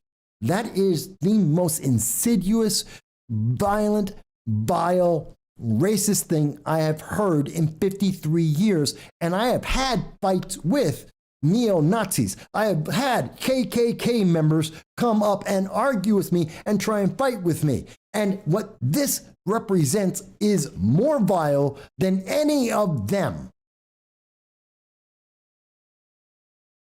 And I have said that to academics and to politicians who have promoted these ideas before, including members of Progressive Leaders of Tomorrow, BLM, Antifa, elected Democrats, and educators in our colleges. I've told each and every one of them, and I will say it again to their faces, that they are the most racist people promoting the most racist ideology I have ever experienced in 53 years of my life, which goes back to the 1970s when there was actual racism being lived in the United States, and I had to deal with it on a daily basis. Not the sort of kind of racism that we see today. Sort of kind of racism. I remember in the 1970s, and I've said it on this program several times before, where we had friends of my family, they were a mixed interracial couple. They had to escape and had to run, and we had to take them in the Bronx and let them live with us, because if we didn't, they would have been killed for their interracial marriage. That's the 1970s I grew up in. And you want to tell me today is more racist than then? You have no idea what you're talking about if you're under the age of 50. You have no idea. That is absolutely insanely wrong. You're just wrong. It's not even, maybe kind of, it's wrong. You are being taught racism. If you're 25 years old and younger, you are being explicitly taught to be racist and to not have critical thinking and not to think for yourself and to do only what is approved by the government on the punishment of being unpersoned and ostracized and kicked out of whatever group you may be in. And if you disagree with me, if you think I'm wrong, 607-242-1582. Call into the program at any time and tell me why I'm wrong and what I believe. If you think I am wrong, leave a comment on YouTube, on Facebook, on Twitter, on DLive, and tell me why you think I am wrong. I am open to hear your voices. I will not yell at you. I will not pick on you. I will not insult you. I may not agree with you, but I will listen to whatever argument you have to explain to me how this is better for black people, how these ideas are better for minorities in America, which includes women. Because I believe this is insulting to men, women, people of color, people of whatever sexuality you want to claim. I don't care if you want to call yourself a toaster. This kind of ideology is insulting and dangerous to you all. John mentions at least the KKK and the KKK are upfront with their views, unlike progressives, which is a benefit. It is always good to run into that because now you know what you're dealing with, rather than being stabbed in the back like progressives like to do. John continues to say, if America is so evil, then why are millions and millions of non-white people literally risking their lives to get here? Makes no sense. And I agree with you. There are millions of people from Africa, from Asia, from China, from North Korea, from South America, everywhere in the world trying to get into America. And it's not just because they want the money. We have people, millions of people who have lined up for 20 years. They have waited 20 years in a line so that they can swear allegiance to America because they believe the Constitution is the greatest thing on earth, that this is the greatest government and country in the world, and they want to be American citizens. The lineup of legal migrants is immense. And to tell me that America is the most racist country, then why don't any of these people see that? My good friend Lily Tang Williams, who is a naturalized American, she came from China where she was born and raised under Mao, under communism, is probably the most prolific and ardent defender of the Constitution and the Second Amendment that I have ever seen. And she's not from this country. And she's not white. And she's a woman. And she believes America is the greatest thing that has ever existed because she has seen what else is out there and she has seen what communism actually does. Have you ever listened to the Cuban refugees, people who escaped Cuba and came to the United States and said, this is what's wrong there. This is what communism is doing. Have you seen or spoken to any of the people from Venezuela who have escaped because they don't want to eat out of garbage cans and kill dogs so that they can live and feed their kids? Have you not spoken to any of the parents that have sent their children in an act of child abuse with the best hope in mind? They are trying to do the best thing they possibly can by sending their child alone over 1,000 miles with sex slavers and drug cartels to come to America in the hope that that kid will survive that trip because the rest of their lives will be so much better because they will be in America. It's why over 150,000 kids who are children have come to America since February. 150,000 children since February. 1.5 million illegal aliens since February. And most of them are not white. They're not coming from France. They're not coming from Germany. They're not coming from Ireland. They're not even coming from Canada. They're coming from everywhere else in the world. And they want to be part of this nation. And we're told, well, it's because it's a racist nation. Then what the hell does it make the rest of the world? And if you disagree with me, tell me why. Please explain this to me.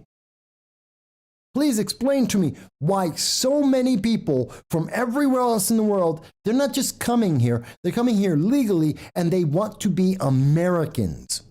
With the Constitution as it exists and the amendments as they exist, they want to be part of America, not progressives. They don't want to change America. They don't want America to become more socialist. They don't want America to become more communist. They want America to stay exactly as it is because they've been in the communist and socialist nations and they escaped. John goes on to say, oh no, a non-white woman that supports the Second Amendment, she must be stopped. Well, and Lily is going to run for Congress. And we're going to have her on this program in January of 2022, talking about why she's running for Congress, which she did in Denver, and she's doing it in New Hampshire. I believe she's running in the New Hampshire 2nd.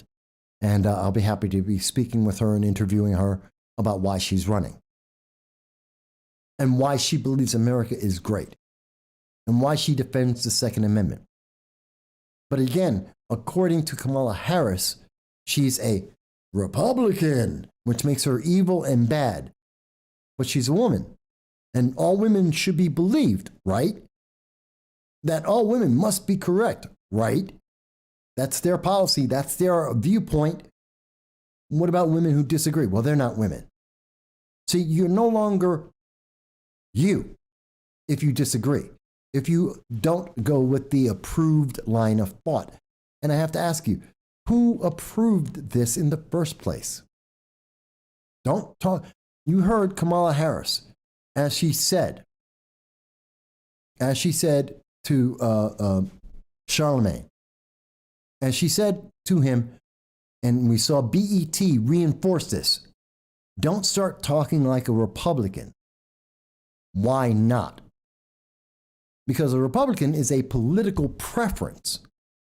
And asking questions is an inherent right of Americans, regardless of what your politics are. You can be a libertarian. You can be part of the Green Party. You can be part of the Communist Party of the United States of America, which Senator Blumenthal just spoke to this week. He was speaking at their event, talking to them about communism and promoting it in the United States, and you can still question the President of the United States. That doesn't somehow make you a bad person or stop you from being black or white or a woman or gay or trans or whatever the hell else you want to be. You can be a toaster. You can tell me that you think you are a toaster, and you can still question the President of the United States and the policies that they did. Yes, John. Larry Elder, he's the blackface of white supremacy. When you listen to this and when you listen to what they're saying, I don't understand how these people get reelected. And I wish some Democrat would explain to me, some member of Plot, some member of BLM, some communist, the progressives, the Democratic Socialists of America. I wish they would explain to me how this makes any sense whatsoever. Larry Elder, a black man, well noted, well respected, done well in his life. He's not black. Who gave you the right to decide that? The LA Times took it on their own and said, nope, he's just not black. I've heard progressive leaders of tomorrow tell people, Dragon of the Southern Tier, Michael Voss, he's not black. What? One, who gave you the power to try and make that decision? And two, who cares what you think? I am what I am right here in front of you. You don't have to like my political decisions, but that doesn't alter my genetics. And so this would be very upsetting for people to hear that the second most powerful person in the United States at the moment, which happens to be Kamala Harris, is, and possibly, if I am correct, by the end of 2022, will be sitting in the Oval Office. Kamala Harris doesn't believe anyone has the right to question her and her political decisions, especially if they have to be people of color. They don't have that right.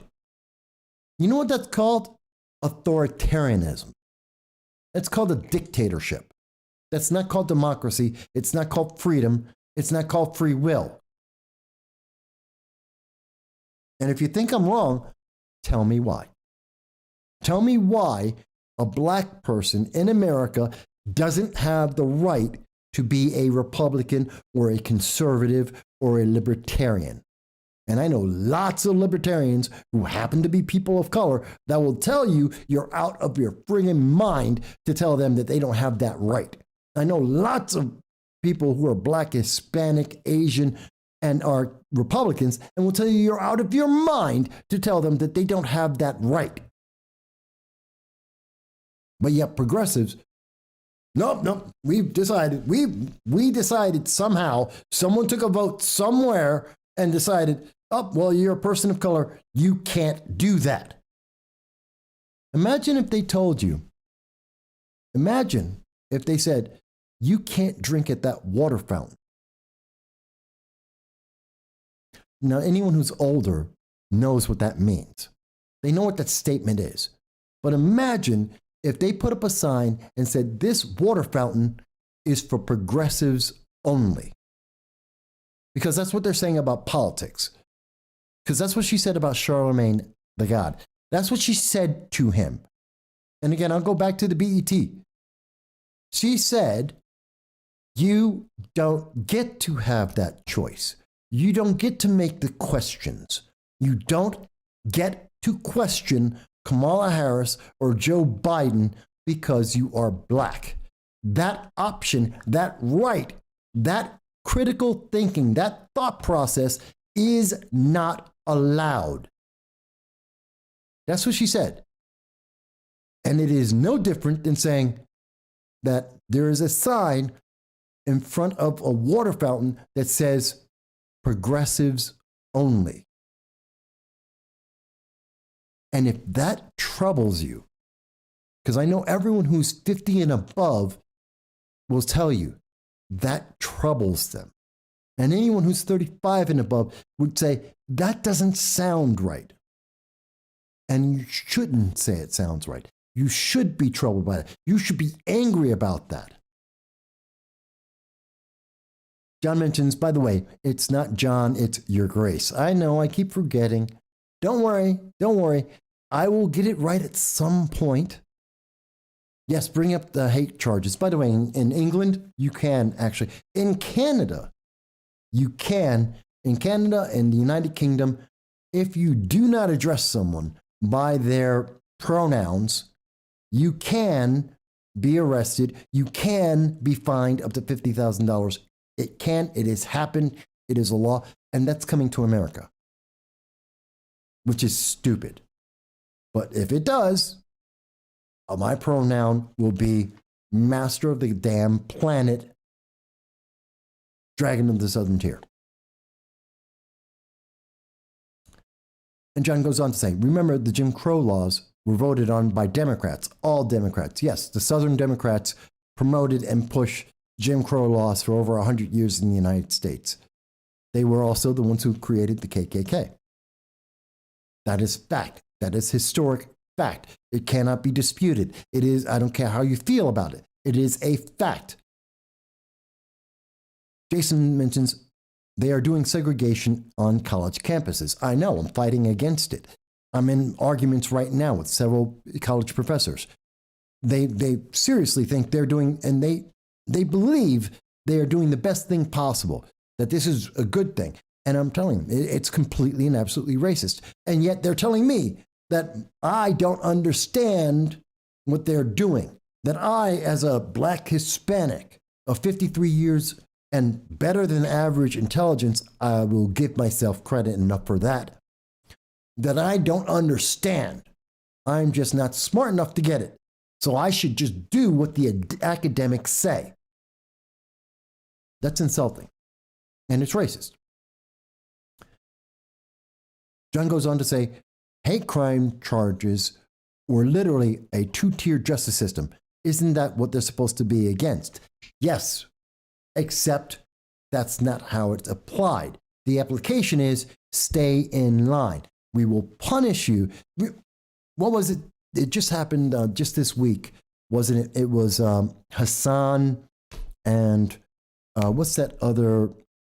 It's a very well-known, two very, very well-known progressive, liberal Twitch and Twitter users who got banned because they called someone a white race slur. And they're screaming, oh my God, how can you ban me for using this actual absolute slur? And the rules are being applied equally to them as it would be anyone else. But they're like, well, but it's a white slur, so it doesn't count. No, that's not how it works. It's like what I hear from these academics. Oh, well, voluntary segregation isn't the same as forced segregation. And my answer is, it's still segregation. I don't care if it's forced or not. You're still segregating people based on their color of skin. And you're adding to that by separating people based on their sexual preference. And you're adding to that based on people based on their political preference. Those are just more categories of racism and sexism and division. It's a bias. It's bigotry. And it doesn't change because, well, I like this one. I like this group of people. So it's okay for them to be bigots and to be racist.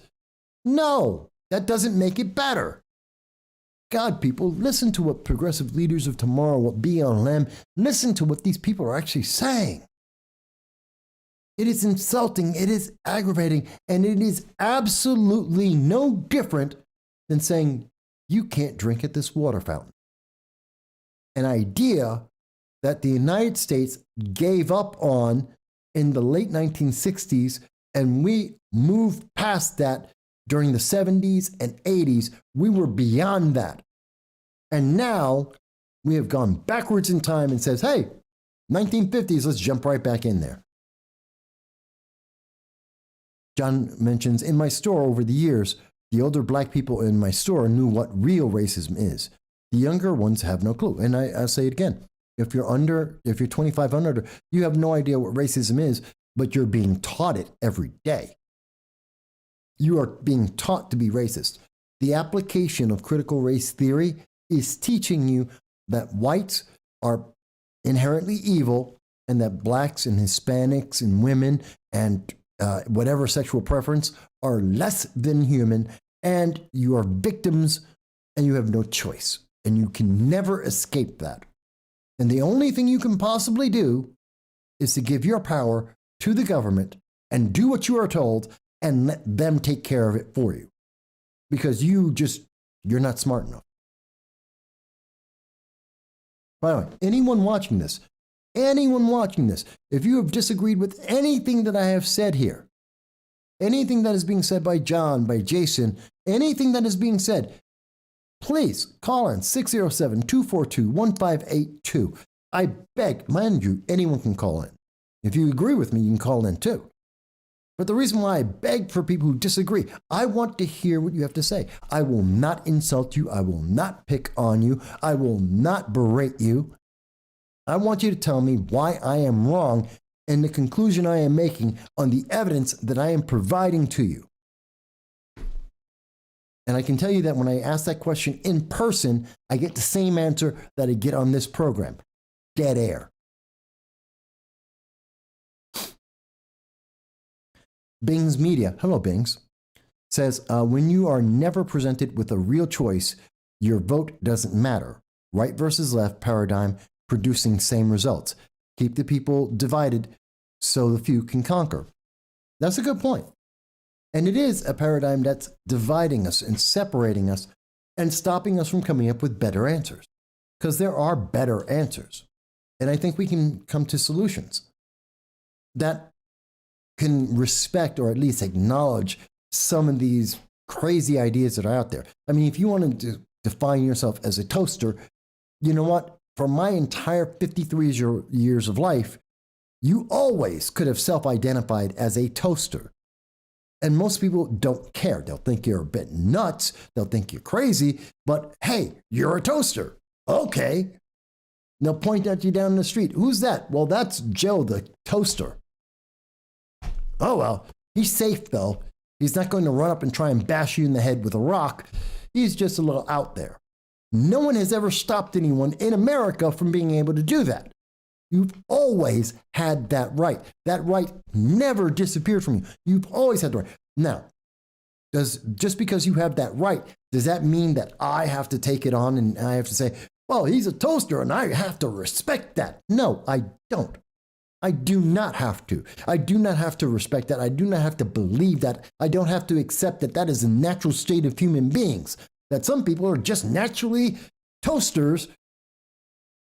No, I'm sorry. Human beings are not toasters.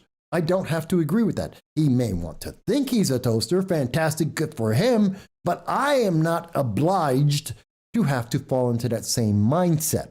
But yet progressives tell you, you must. You don't have that choice. And if you don't, then you are the problem. That is circular logic of the worst kind. It is the same circular logic that justified Germany in the 1940s, eugenics in the 1920s, and now the mindlessness that is the BLM, Progressive Leaders of Tomorrow, Democratic Socialists of America mindset.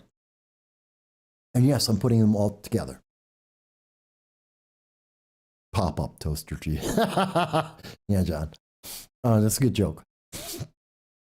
Progressivism is like the saying, quote, you paint a turd white, it's still a turd. People are finally waking up.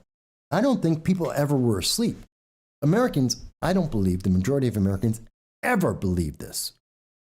I don't think they've ever agreed what they see happening with Kamala Harris or when Joe Biden says these statements. I think most people in America were embarrassed. I think most people in the United Kingdom were embarrassed to hear Joe Biden make this stupid statement, and that they were insulted when they heard that Joe Biden went out and then decided to go on CNN and tell people that that blacks and Hispanics are too stupid to understand how to use the internet. I think most people rejected that completely. I think most people, when they listen to Kamala Harris, admonish Charlamagne for asking a political question that everyone in politics is asking and talking about, that when he does it because he's black, well, now that's a problem. And they aren't even honest enough. Oh, well, that's because it's on a commercial. They're not even honest enough to show you what the whole conversation was. And then you have to wonder, gee, with all that happening, are you surprised that Russia is putting troops on the Ukraine's borders, defying the conversation that Joe Biden and Vladimir Putin had, laughing in the face of the United States? Are you at all surprised why they think the United States is too weak to do anything, even though the United States has already promised we will not put one soldier in the Ukraine? We will not. That is a fact. It is a hard red line. So are you surprised that they're laughing in our face? Are you surprised that Germany is trying to warn Russia, but they're terrified because there's 100,000 troops on the Ukraine border, and Germany has 1,200 soldiers to respond to that, and there is nothing that they can do because Russia will turn the water, the electricity, and the heat off in the middle of the winter and kill their people. John mentions maybe not waking up, maybe saying their views out loud. You know what? It's been a long time since people were able to say their views out loud. It's been a long time. Kind of like John Stossel. One sensible Democrat senator, there's actually two of them, sees Joe Biden's $2 trillion progressive wish list for what it is. He's supporting it. But we hear the rest of the media is just screaming about this. And now, by the way, disagreeing with Build Back Better is racist. In case you didn't know, if anyone is unsure about this, ask any progressive. Oh, my screen froze. Oh, here we go. Ask any progressive, and they will tell you, Build Back Better is a progressive wish list, and more importantly, if you are against Build Back Better, which includes all of the horrible racist ideas that they have, that if you disagree with it, you're a racist. I bet you didn't know that. That if you did not agree with every single thing in Build Back Better, and you have any problem with the $2.5 trillion that will destroy the U.S. economy and destroy your money and your savings more than has already been done, that you are a racist. Did you know that?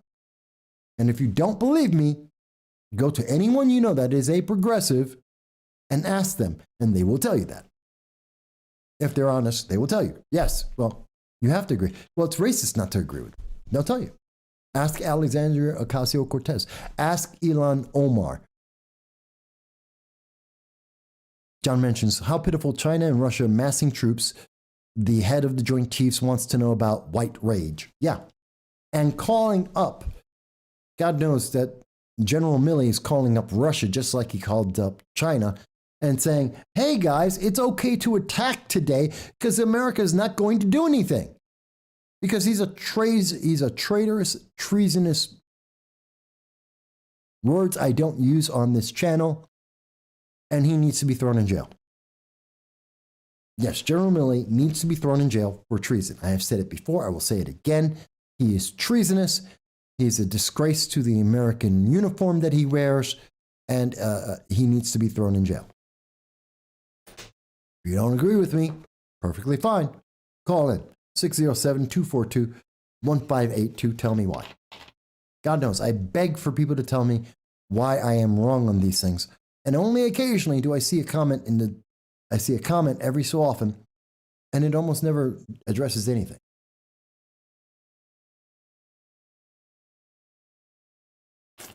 Yes, a piece of feces. Thank you, John. That is correct. That is the sentiment I think of for General Milley.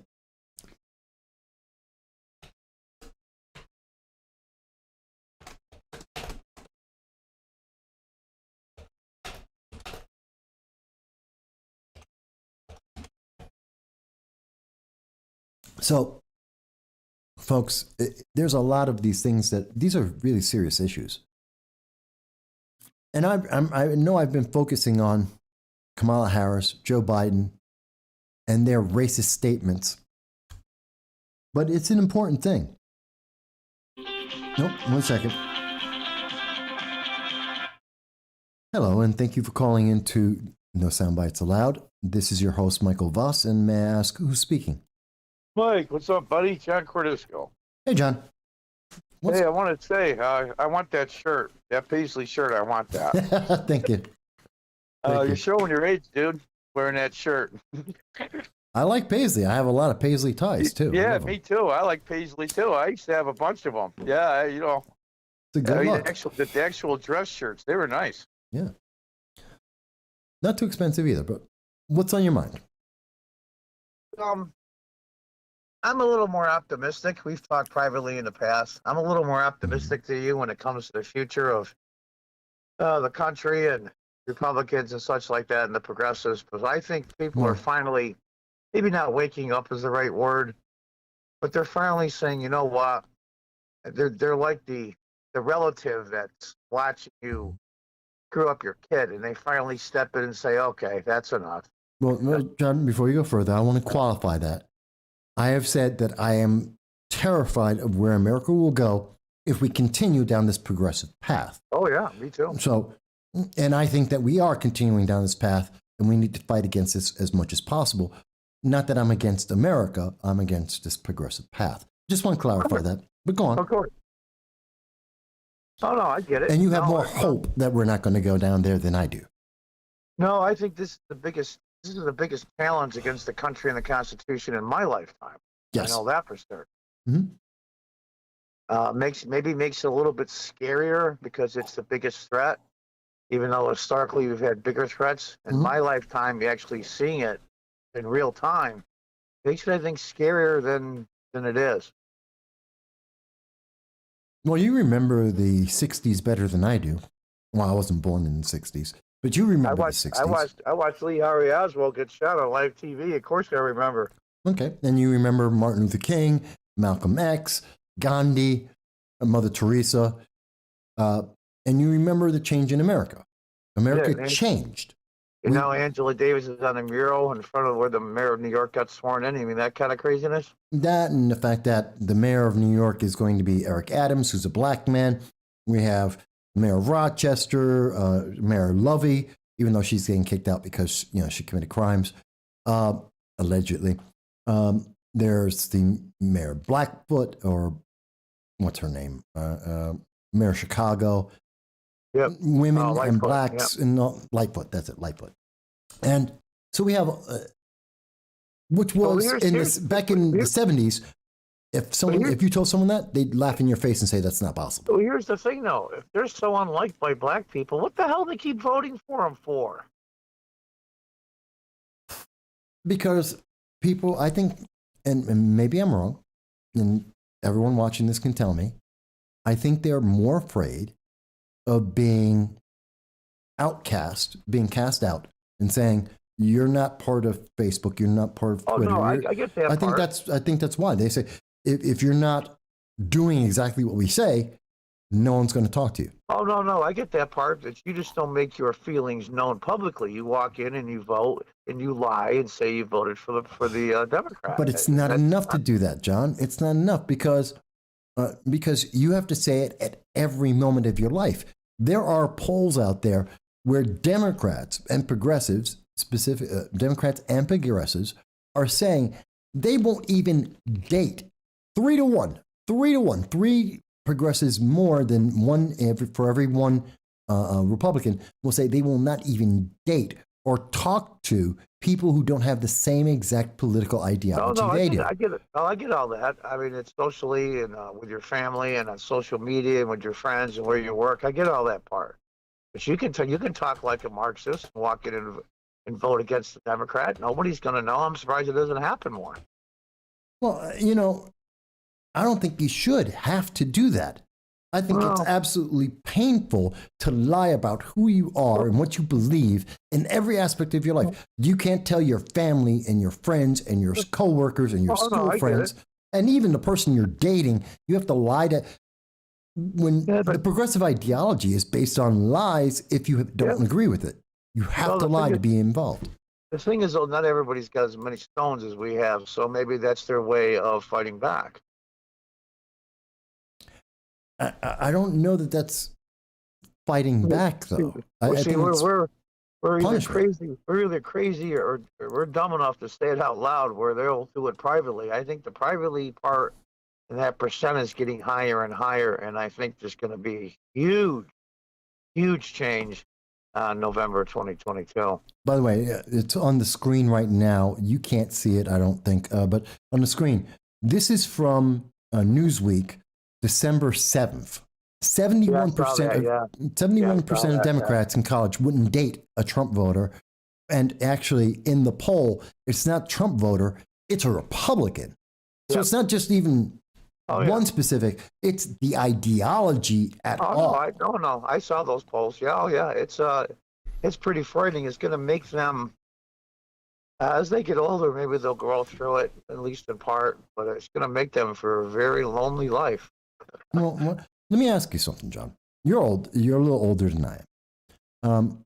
I turned 65 last month. Okay. Well, you didn't have to mention, but okay. So you remember a time, like I do, in the 70s, even somewhat in the 60s, more so in the 60s, that to be interracial marriage in some places could get you killed. Oh, I remember. In fact, I get a little more personal. I remember my best buddy. We grew up on the same street. In fact, I just talked to him yesterday. He's in California. His oldest sister. Mm-hmm. In fact, the family, the Archer family, been around this area for 100 years. Mm-hmm. She went out with one of the Archers. And in fact, it's funny. It's one of the few marriages that lasted. But that was a big deal back then. Yeah, and people were very angry about it. And her father and my father carpooled to IBM for like 25 years. Mm-hmm. And they had long discussions about that. And the gentleman's daughter, who ended up marrying a black individual, said, you know what? Now that I know him, I know his character, I know this and that, it's okay. It slowly people came around. You don't have to beat them over the head to make them do the right thing. No, you just have an example of here's a good person in front of you who can speak and live a life like you do. Oh, they're not this evil, demonic thing that I've been told they were. And that's what happened. Yeah. But we're going backwards now. I think he was more concerned with the fact that his grandkids, and there's a few of them now, may be in the same world that he grew up in, but the world had changed and we moved on from that crap. Not anymore. We're going back to it. And we're going worse because now it's based on political ideology. I know. And I think that's even worse. I see it as a last gasp attempt at a desperate political organization or a political ideology that's holding on by their fingertips. And I think the smart ones see jig is up. It's the zombie dumb ones like you and I interact with plot and citizen action that don't know. But the asteroid is coming. The dinosaurs just don't know it yet. And here's my fear, John. And here's my fear. And I've said on this show before, I'm fighting with a college in the region about this, even at this moment. We are training the next generation. They are targeting kids from ages 8 years old to kids in college right now, so 18 to 21, 8 years old to 21. And they are putting in their head these critical race applied theories, these intersectionality, the gender identity politics. They're shoving it down their throats, just like Kamala did on Comedy Central, knowing that there are millions of young people who are watching this and saying, you can't think for yourself. Because that is essentially what she has said. You cannot think for yourself. I guess it's a glass half full, half empty deal because I see these guys doing that, like you say, and even in very red states, but in big cities and the school districts. Mm-hmm. I see that all over. Parents are pushing back, but I see them pushing this agenda and pushing it hard, where normally they would like slowly creep it like the frog in the boiling water. Over time, eventually, boils and kills you.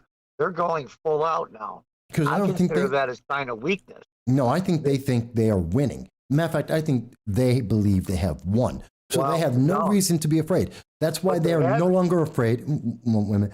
But that's the good part. That's the good part. They haven't won. They just don't know it. Yeah, but they think they have. That's why they're willing to say, oh, we're going to repeal the Second Amendment, why they are coming after your guns. And they have admitted that. We've heard it from Joe Biden. We've heard it from Beto O'Rourke. We've heard it from Kamala Harris. They have literally said this, that they're coming after our guns. But they make the fatal mistake, and they have, when I was a kid back in the 60s, 70s, and even in the 80s with Reagan, whatever the progressives were back then, not like today, but they always go too far. I think they do. And by the way, I if it's okay, I want to tell, just for people who may have never seen the show before, don't know your name, don't know you, I'm not going to give away the name. But what they may not realize is you were a Democrat. You were an elected Democrat for many years. I was the head Democrat in city council in 2006. And that year I was going to leave the party, but I was talked out of it just for this very reason. But I couldn't have predicted they will go this way. Right. And I'm not saying that you did, but I want people to understand this isn't just a bunch of Republicans talking. I'm trying to, and I don't think I'm presenting this as a Republican only, conservative only ideology. I'm saying this is the progressive ideology is fundamentally flawed. And these are the problems and these are the cracks it creates. And I don't think most of America agrees with that. Oh, no, it's funny. One of the best compliments I ever got was from a progressive Democrat when I was on city council that said, "You're the same SOB you've always been." I said, "Thank you. I appreciate it." Well, yeah, because it has nothing to do with your politics, don't have to do with you as a person. No, what I mean is that I think the exact same things I think when I was a Democrat as I do now. Mm-hmm. It's them that have changed, not I. Yeah, well, because recently, since 2015, with the emergence, I think this really happened in about 2015, actually, it happened with Obama in 2008, when we were promised that they were going to transform America, and happened to just leave out transform into what? And I think that's the important part of that conversation. Well, of course. Transform into what? We weren't told what that was. We weren't invited to be part of that. We were just told it's going to happen, and you're going to be taken along for the ride. Well, this is what that was. This is what they're transforming us into. Oh, anybody paying attention, knew that, but it was too late by then. Yeah. But I think I cannot see how anyone looks at what Kamala and Joe Biden are saying in terms of race, in terms of politics, in terms of economics, and sees this and says, hey, this is a great idea. Let's keep going down this path. I look at it this way with the Democrats and Kamala Harris. I want to talk about her in a minute, but it's kind of like in business. When you have a big market share for a product, but that product, in this case racism, and that product is getting a smaller and smaller number of people using it, but your market share is increasing, so you think you're winning. But it's not. It's not winning. It's like in 1900 when I owned a buggy whip factory. Mm-hmm. And my 40% of the market share. And 5 years later, I got 90% of the market share. But the problem is the market share is so tiny, it looks like you're winning, and you're really not. And that's what the Democrats are. Now, Kamala Harris, I think it's going to be fun. They have to get rid of her. They have no choice. But I don't know how they're going to do it. Actually, they don't. Well, let me clarify that. So my premise is based on this idea. You can tell me what you think, and anyone watching can tell me. I believe that Joe Biden, after the 2022 midterm elections, they will start the process to initiate the 25th Amendment to replace him. They can't do it before then because it would show weakness and failure within the Democratic Party, and therefore... I get that part. Okay, yeah, because it doesn't show weakness. But I don't think they'll need to do that, but that's a different issue. They're going to get them out. Right, and I think that happens... So January 23rd, January 2023, you have Kamala Harris assume the Oval Office. I don't think they want her as president. I didn't say they're going to re-elect her in 2024, but no, I think she's they're going to do everything they can. And I'll tell you what the first salvo was. About 3 or 4 weeks ago, there was a big hit piece in CNN on Kamala Harris. It was pretty scathing. I remember. It was her own staff, and they were complaining about Joe Biden. Don't think for a minute, though, that CNN and the heads of CNN didn't call the White House and say, is it okay if we print this? And they said, yeah. Oh, guaranteed. Knowing how CNN is, They want her out. I think they're going to try to get her out before they have to get rid of Biden. But the problem is, if I was her, I wouldn't leave. You have a chance to be president of the United States. I'm not leaving. What are you, stupid? There is no way that she, as power hungry as Kamala Harris has shown herself to be. Yeah. And when I say that, I mean she gets on stage when she's running as in the nominations in 2020. She gets on stage and to his face tells Joe Biden he's a racist, and then turns around when he nominates her and says, do you want to be VP? And she says, absolutely, and suddenly forgets about everything she's ever said against him in terms of race, in terms of sexual assault. She's not going to go away. If I was her, I would have said yeah, too. I mean, your chances of being president now are about 90%. Who the hell wouldn't do it? We have a question from an individual, one of the people listening, Bing's Media, says, I would love to hear your caller's view on the current allegations of, the sexual assault. Well, you heard about the sexual assault downtown. Oh, yeah, and I saw your live stream when you were downtown. Okay. I have the same thing as any other, at least being accused. You have to let the system work it. Mm-hmm. You have to assume the presumption of innocence until proven guilty, because they do it to us all the time. And they say, well, their evidence is overwhelming. Well, we don't know what the evidence is yet. Yeah, and if the evidence is, like I've said, and I said then at the event live, and I said it since, if they're proven guilty, throw the book at them. Don't let They should get every punishment that could be possibly done. Yeah. If they're innocent, though, yeah, we have to accept that too. But the process has to go through. Yeah, absolutely. The process has to matter. And so, I mean, I don't go downtown as a rule anyway to bars and stuff, but if I went there regularly and this happened, I probably would still go there until the justice system, as slow sometimes as it is and cumbersome, takes its course. Well, I wouldn't say that if people feel strongly, and I have no problem with telling people, you feel strongly about this, don't support that business. If that's your way of expressing your displeasure with even the allegation, that's fine. Yeah, but you and I always criticize, always, all the time, privately and then on the show here, people having strong feelings when they know very little fact. We criticize that quite often. Absolutely. So saying they feel strongly about not going there now, well, they don't have any facts. Yeah, but I can't deny that people have that right. So I wouldn't tell someone you don't have the right to do that. Oh, no, I'm not talking about the right. I'm talking about as a practical matter. I mean, it's easy to be a hypocrite sometimes without realizing. True. But I think the process should go as it is. Actually, it makes no sense to me. The little bit that I do know that I've seen on local websites and in the paper and such, it makes no sense. The whole thing, it just doesn't sound right. There's something weird going on here. Well, and that's what some people are alleging, and that's what they're trying to push, is that there's some conspiracy there. I can tell you that, I don't want to go into rumor. No, I've heard things that make me have many questions. Well, no, I understand, but I'm talking about, we'll call logistics, but we'll just call it a practical common sense matter, especially today. Young women do not go into bars by themselves as a rule. That's been a standard rule since you and I were in high school. That's not entirely true. Well, I've been in bars lately, and that's right. Not entirely. There is no 100% absolute. You're right.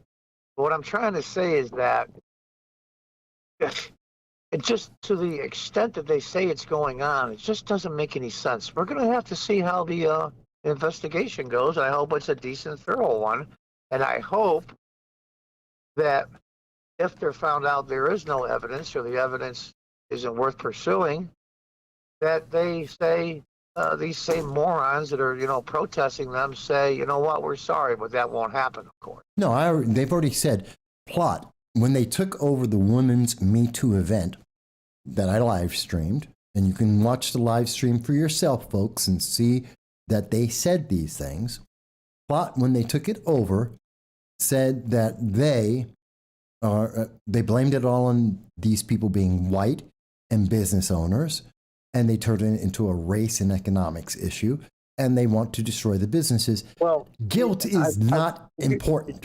I'm sure you noticed right away, because you were down there for almost the whole thing, that 95% of the speakers, would be my guess, were speaking about subjects that had nothing to do with the alleged rape in bar. Yes, all the chants, most of the comments had nothing to do with the sexual assault allegations.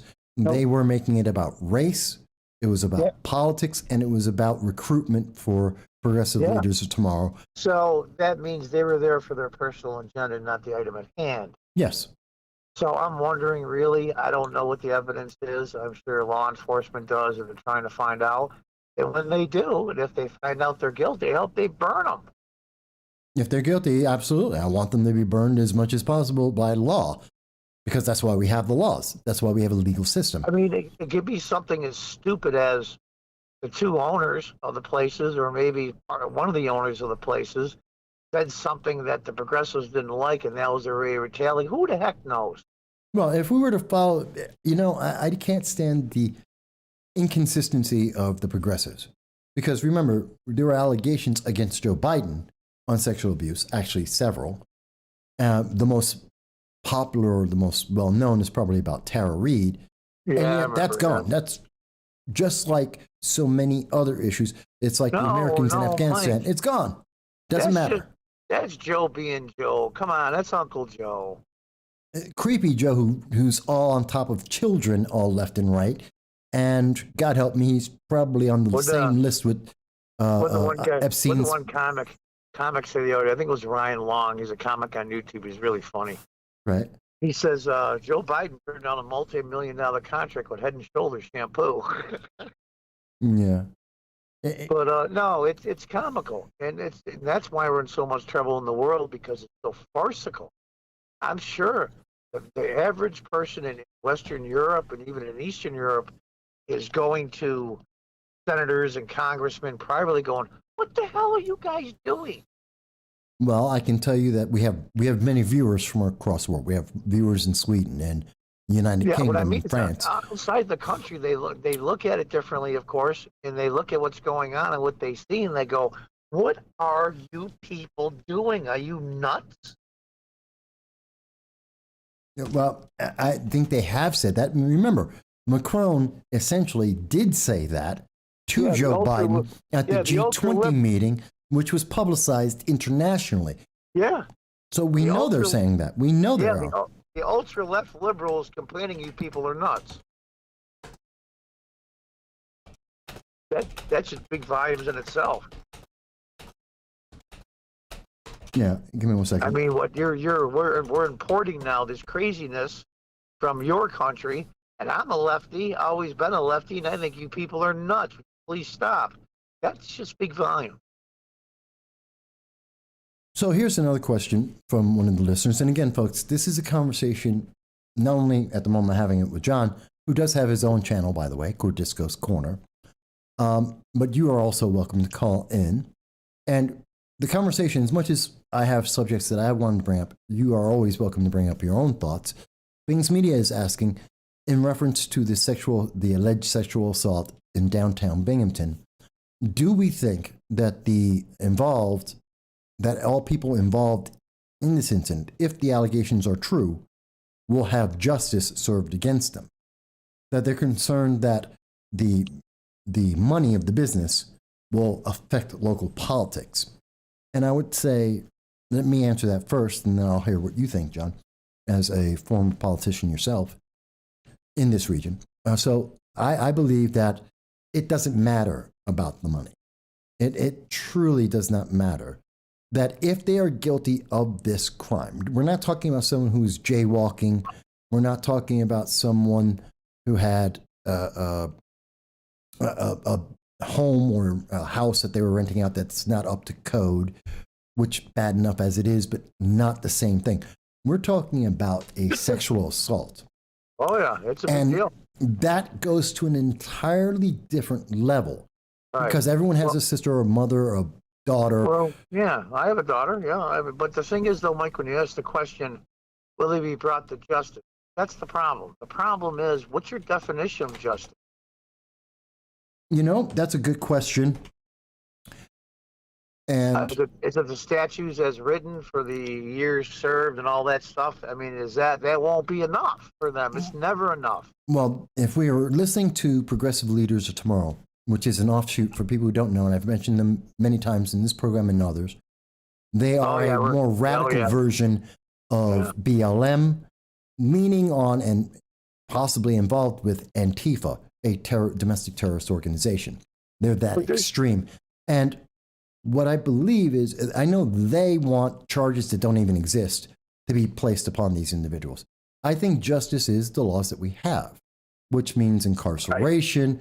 Obviously, going along with that is the public impact it would have on their businesses as people would abandon them. I think so. You have an economic aspect and you have a personal punishment as well. And I think that's appropriate. Do I think they should be whipped in the middle of the streets walking down? If we were in an older form of America, yes. But that's not America today. Yeah. Well, that kind of punishment's not allowed. So, but here's the thing, though. I hope what's not happening is they're being punished by the process. In other words, they did something else that somebody didn't like.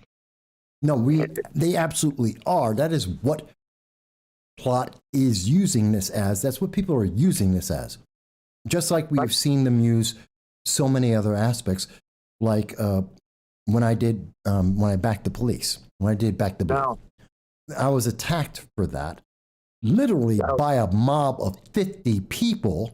There is a live stream of this, 50 people, almost every single one of them white, were using racial slurs and near physically attacking me.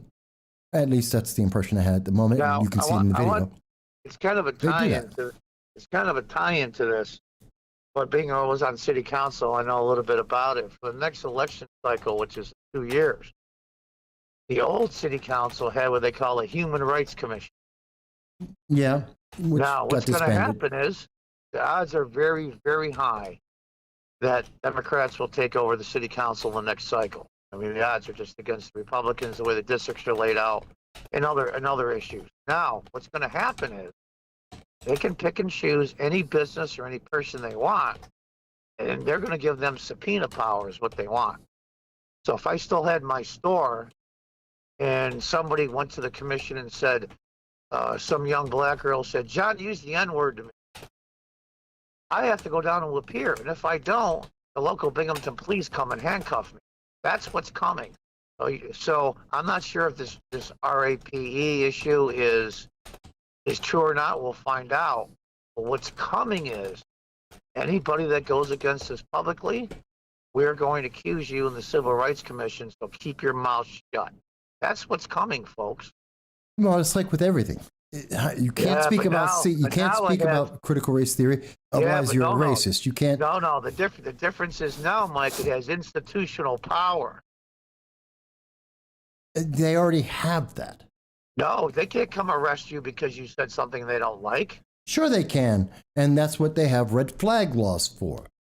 I don't like the vaccine mandate. Therefore, no. I'm talking about the local citizen action and plot. A business person or somebody, especially a business person, because they're more exposed, doesn't go along and actually goes against what they say. Mm-hmm. They can drag you through the Human Rights Commission with absolutely no evidence at all, and that makes page one. But they've done that already. When the Human Rights Commission was around before, they did that. Yeah, but they had no subpoena or institutional power. You did not have to appear. No, you did not. I don't think that's going to make. I think it comes back. Yes, I don't think that makes a difference. And by the way, this is not, for people who are watching, this isn't isolated just to upstate New York. This is happening across the country. This conversation that I'm having right now with John is a conversation that is happening across the country in your local communities, large cities, small cities. They're having the same discussion about, do we enable these elitist groups that are based on race and diversity and give them the power to just accuse people without any proof and to punish them? I know it's a national issue. Well, I'm talking to everyone else too. I'm not just talking to you, John. You gotta remember. No, but I mean is that for the average person walking around, for the average person that wants to push back on this stuff, things that happen locally have the biggest effect on them and the people they know. Mm-hmm. And you can have a lot bigger effect at a local level than you can at a national. Yeah. I think it's in more immediate. The local issues have a more immediate impact on you. And the precedent has already been set. And I want to go, again, it's the red flag laws. We have already set in New York State, as well as 17 other states, we have said that if someone makes an accusation, the courts will allow the government to punish you for that accusation without any proof whatsoever. Because that's what red flags, every red flag in the United States, I've researched them all, and every single one of them say, someone accused you, a judge will say, okay, here's a search warrant, go to that person's home, take their property, embarrass them in the news media and in their community, and take away their property and their rights and take away their children. And that person then, after all that has been done, then you get the right to say, but I'm innocent. And you have to then prove your innocence. I agree. So they've already set the groundwork. There was one guy I saw that come in and they basically kicked his door in and took all his guns because of a red flag issue. And the person that caused the red flag was his ex-wife, who he has no children with, from 10 years prior.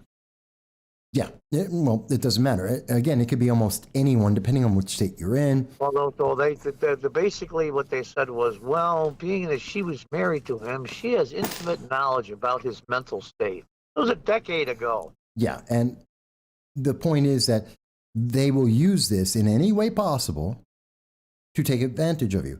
And therefore, and I'm using the red flag laws as just one example, but it's very pertinent that we legally have established the right of government to punish people for the accusation. It's basically we've taken the Me Too argument and elevated it to law. So that is, for people who are saying it's not possible, if you're listening to the conversation, you're saying, well, that can't happen. A human rights division couldn't possibly have that power. It already exists. We already have that power being given to a courtroom where you're not invited and you don't have anyone defending you and no one's there to protect you, and your due process is thrown out the window. And they say, sure. What's going to happen, we'll say here locally with the so-called Human Rights Commission, that if they're granted subpoena power, you're going to have people that don't have 5 brain cells touching decide your entire future and the future of your business and your livelihood just because you said something they didn't like. Well, worse. Dow mentions a great point on this. It's not that they're not just words that they don't like, as we have heard, and we've heard this from the academics. It's words are violence. Yep. And therefore, you've committed the crime. No, Mike's silence is violence too. So which one is it? It's whatever they want at the moment that will work in their advantage for power. Of course. Which is why we have such a big trouble. And again, folks, you don't have to agree with everything we're saying here. You can say you think we're wrong. No, but I think it's important. No, we're not giving opinions here. Well, I'm giving. How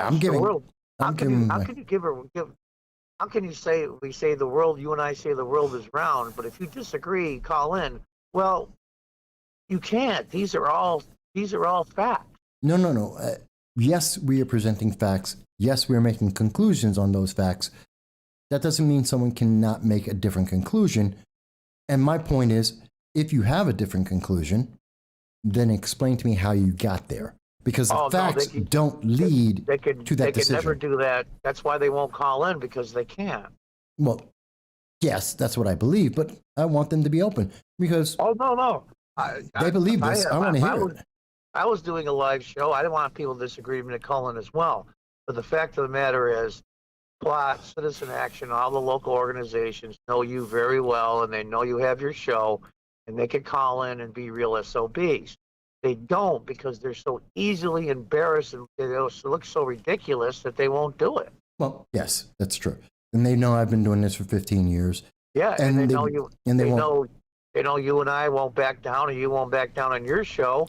So rather than make themselves look stupid, they just work against you behind the scenes. I've heard with people when I went around with you that one night. Remember they had the big protest? Oh yeah. And I heard what was said to you. Yeah, about just about every racial slur you can think of. Yeah. Amongst a few other things. Yeah. A couple threats. They called you everything but Mike. Mm-hmm. And you were laughing. You thought it was funny. Because I don't care. It's not like it's new. It's not something new. That's what makes them crazy, is because you don't care. Because it's meaningless to me. Because I know that even when they have had mobs of people, like 100 people to just me, and they have surrounded me, and they've done it before, it's on video, I stood right there and said, okay, let's have this conversation. Let's go for it.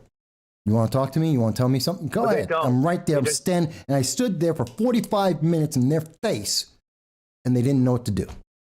Oh, and that's why I laughed, because they expect you to fold, run away, and cry. And it's like, no, I'm not going to do that.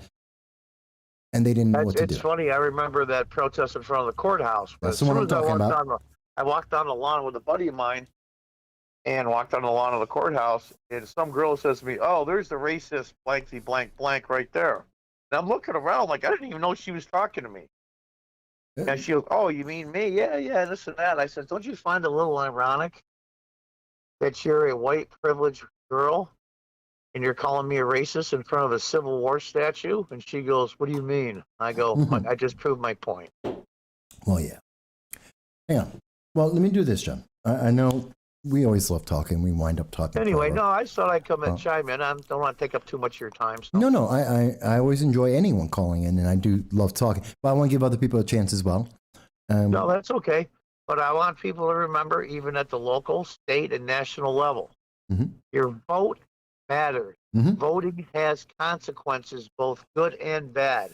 If you don't like either of the candidate, write your own name in. Always but an don't option. Not stay home. Yeah, you can vote for Mickey Mouse, Donald Duck. You can put in anyone's name. Yeah, somebody told me I got 5 difference. votes. I got 5 votes for mayor 4 years ago, so I think that's cool. Hey, you know, it never hurts. I know I've shown up on a couple of votes as well. Anyway, well, have a good show, and I'll talk to you later sometime. Absolutely. Keep watching. Okay. All right. All right. And folks, as you can hear, we do enjoy hearing people's voices and hearing their thoughts about everything that we talk about on this program. And this program is very much about what you think and where you go. Like the questions that were being asked by Bing's Media, who's someone new to the channel. I'm not familiar with their name. And I'm happy to hear their voices and hear their questions, because these are questions we all have and we would like to have answered, or at least to discuss and try and take it to see where it's going. So it's always wonderful. And yes, I often ask for people who don't agree with me, but that doesn't mean if you do agree, you can call in too. You can leave a comment like Dal has done, like so many others, Jason and Tina and all the rest, because it's important to hear what everyone thinks. Because I can tell you, and here's something that a lot of people don't realize, there are politicians from local to federal who watch this program. I know this. They talk to me privately. They won't speak about it on air, but they have my phone number. They've known me for 15 years, some of these people, and they watch this program. They will watch it live. They will watch it afterwards. They will look at every single comment that you guys leave, and they will pay attention to what people are talking about and how you think and what it is you're thinking about to see what's going on with the policies they're providing. They pay attention. They are listening, and they do know that this is going on. Most of them don't have the balls to actually get on and talk with us during a live stream. And some of them will come in and do interviews with us separate of this, and they will never mention that they watch this program, that program, but they're paying attention. So please, never, whether you agree or disagree with anything that's said on this program, always feel free to say whatever you want, because people are paying attention, including people who are elected in office. They pay attention. By the way, Dal, I did see your comment, and I do agree with you. Oh, sorry. John just put up his little comment equating me with Larry Elder, which, by the way, I thank you for the compliment. Larry Elder's a far more impressive individual than I am. But watch out, because I guarantee you that's going to be quoted somewhere. And they're going to say, Mike admitted it. He admitted it. No, I didn't. No, I didn't. But it is funny. But Dal, and thank you for watching the program, Dal. I know you got to go to work. Dal was talking about the red flag laws, that they are the open door to allow people to be punished without any crime actually being committed. In fact, that's something that we've seen happen, and it's not just with Republicans. It happened to Democrats. It doesn't happen often with Democrats. But remember what's his name? He was senator, used to play he's a comedic actor, used to be on SNL, Al Franken, who happened to be, there's a candidate for the New York 22nd District, Joshua Riley. And Josh used to work for Al Franken. And he was very upset because Al Franken was taken out of office because of a sexual assault accusation that was never proven. But yet, as I understand, and Josh can correct me, but over the years in speaking with him, he still stands by the idea that these sexual assault, these accusations are perfectly fine to be applied to people without any proof. That's scary. I know he wants to be congressman. We hope to have him on the show in January. And if I misunderstand or misstated his position, I apologize. It's been a while since we had that conversation. So I don't want to misquote him. I don't believe I have. But it's terrifying that we have more and more ways that we are watching the government go in and because of a small group of elites, a small group of very vocal political voices are punishing people. And again, it's exactly like what we saw with Kamala Harris. It's exactly what Kamala Harris did. She punished Charlamagne for asking a question that is politically relevant to ask, a question that people all across the country and across the world are asking because it is having an impact, whether positive or negative, and in the case of Russia and Ukraine, negative, that they are ignoring the United States, that they have discounted the United States, they have discounted Joe Biden because he's not even strong enough and his administration are not even strong enough to stand up to a guy on Comedy Central asking Kamala Harris a question. If they can't handle Charlamagne, how in the world do you think they're going to handle Vladimir Putin or Xi Jinping out of China? Just not possible. They're not strong enough to do it.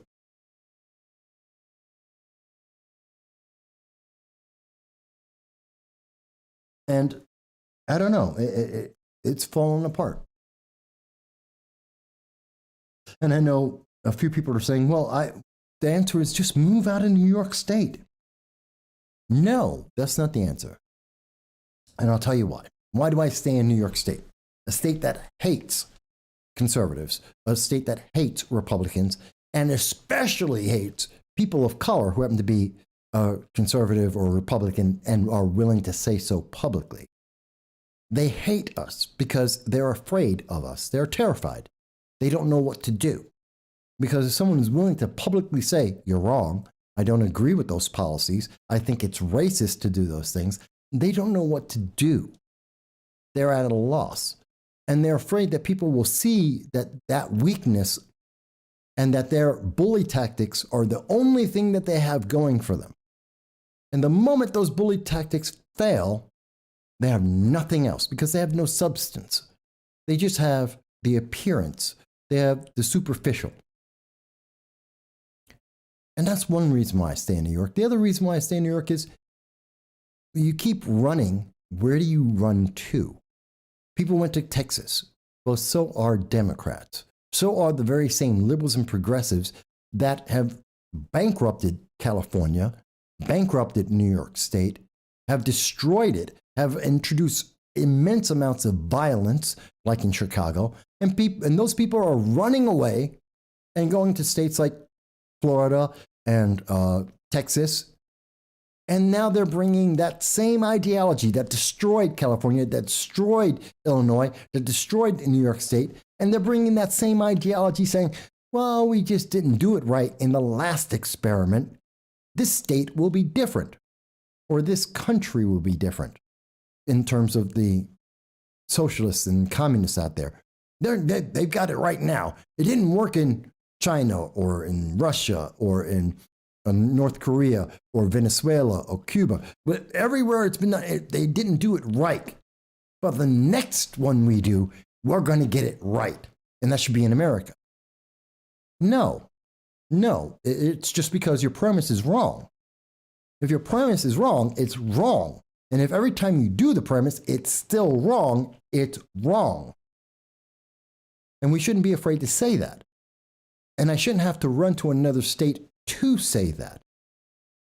Because if I can't say it here, then wherever I go to, I won't be able to say it there before too long either. And we have a question, and I do see your comments, Jason, and I agree with you. I think I answered that. But the question is, VP Harris took the question as, is Biden really president? The question was, Manchin has too much power. Well, yeah, but it's the same thing. Anything that questions them is verboten. A black man can't ask the question, period.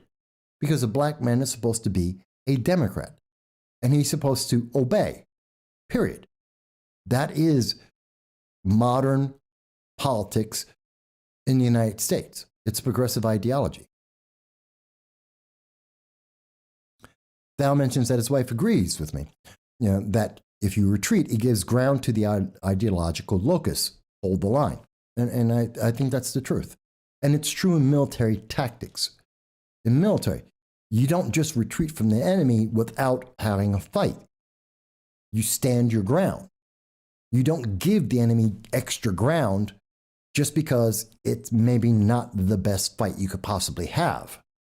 Because if you just give up ground, you won't retake that.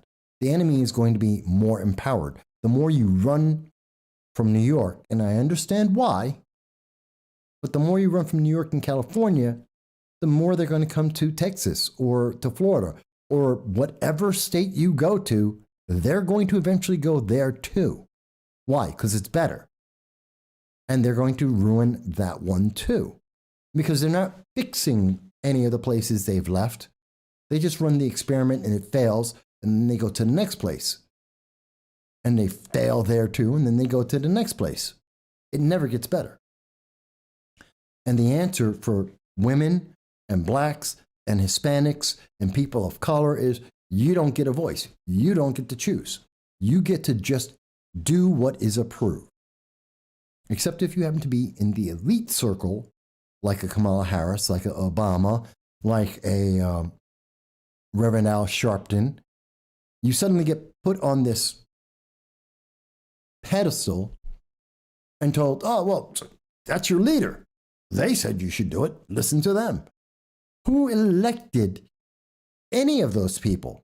And let me be very clear. Yes, suppose we are told that Kamala Harris got elected, but she wasn't elected in charge of black people.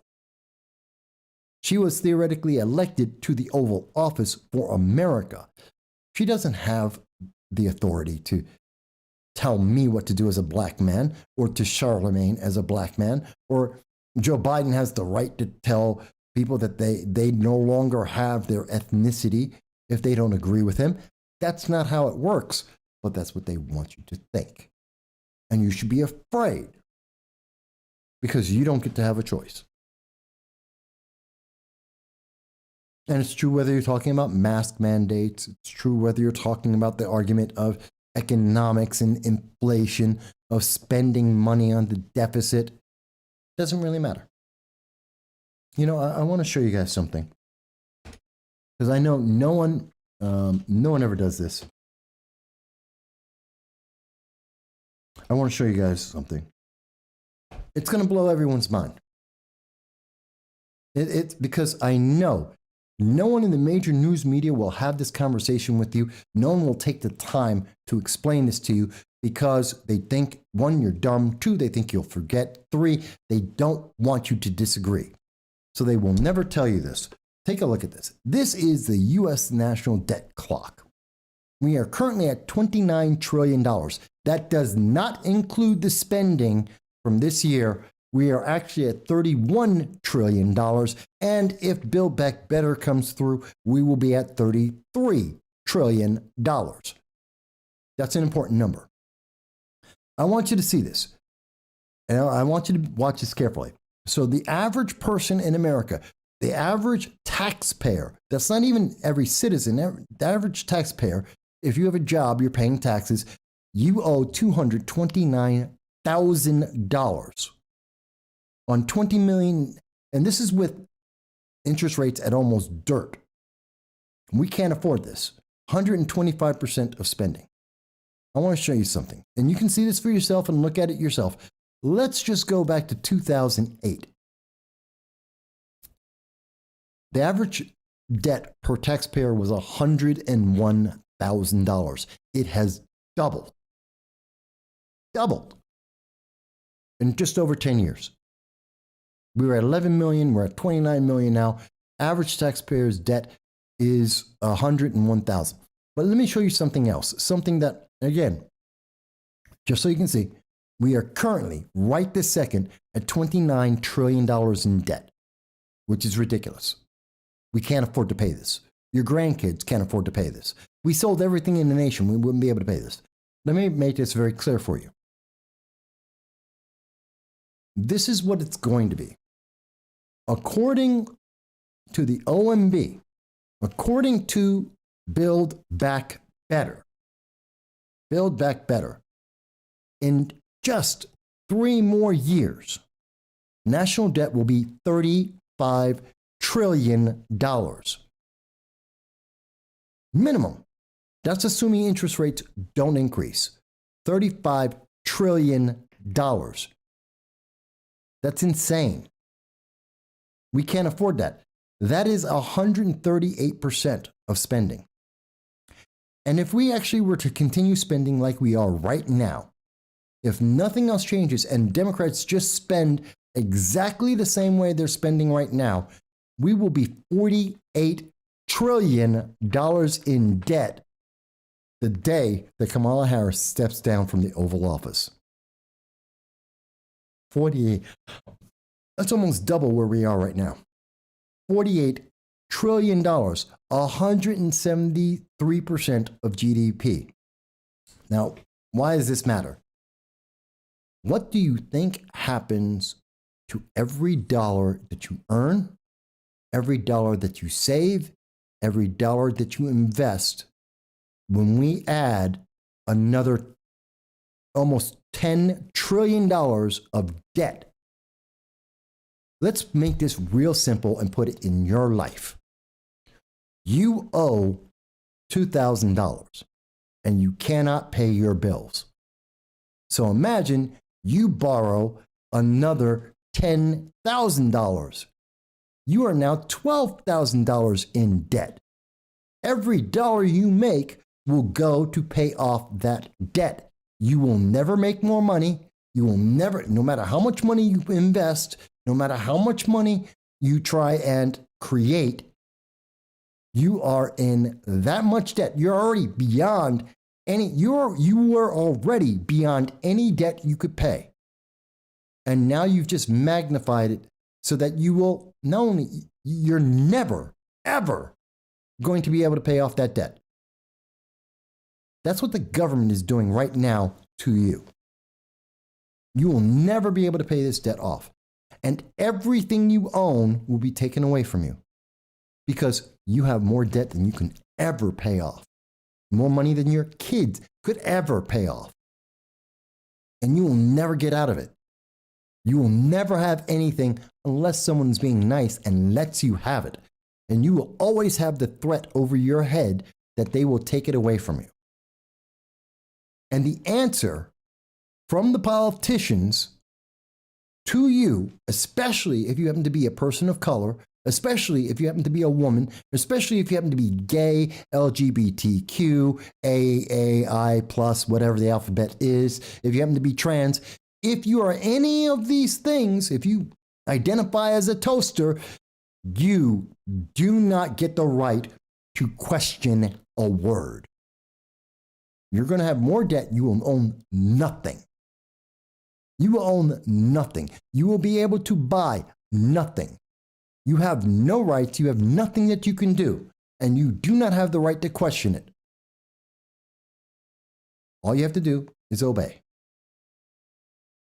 Yes, now, debt slavery. It's another way. It's economic slavery.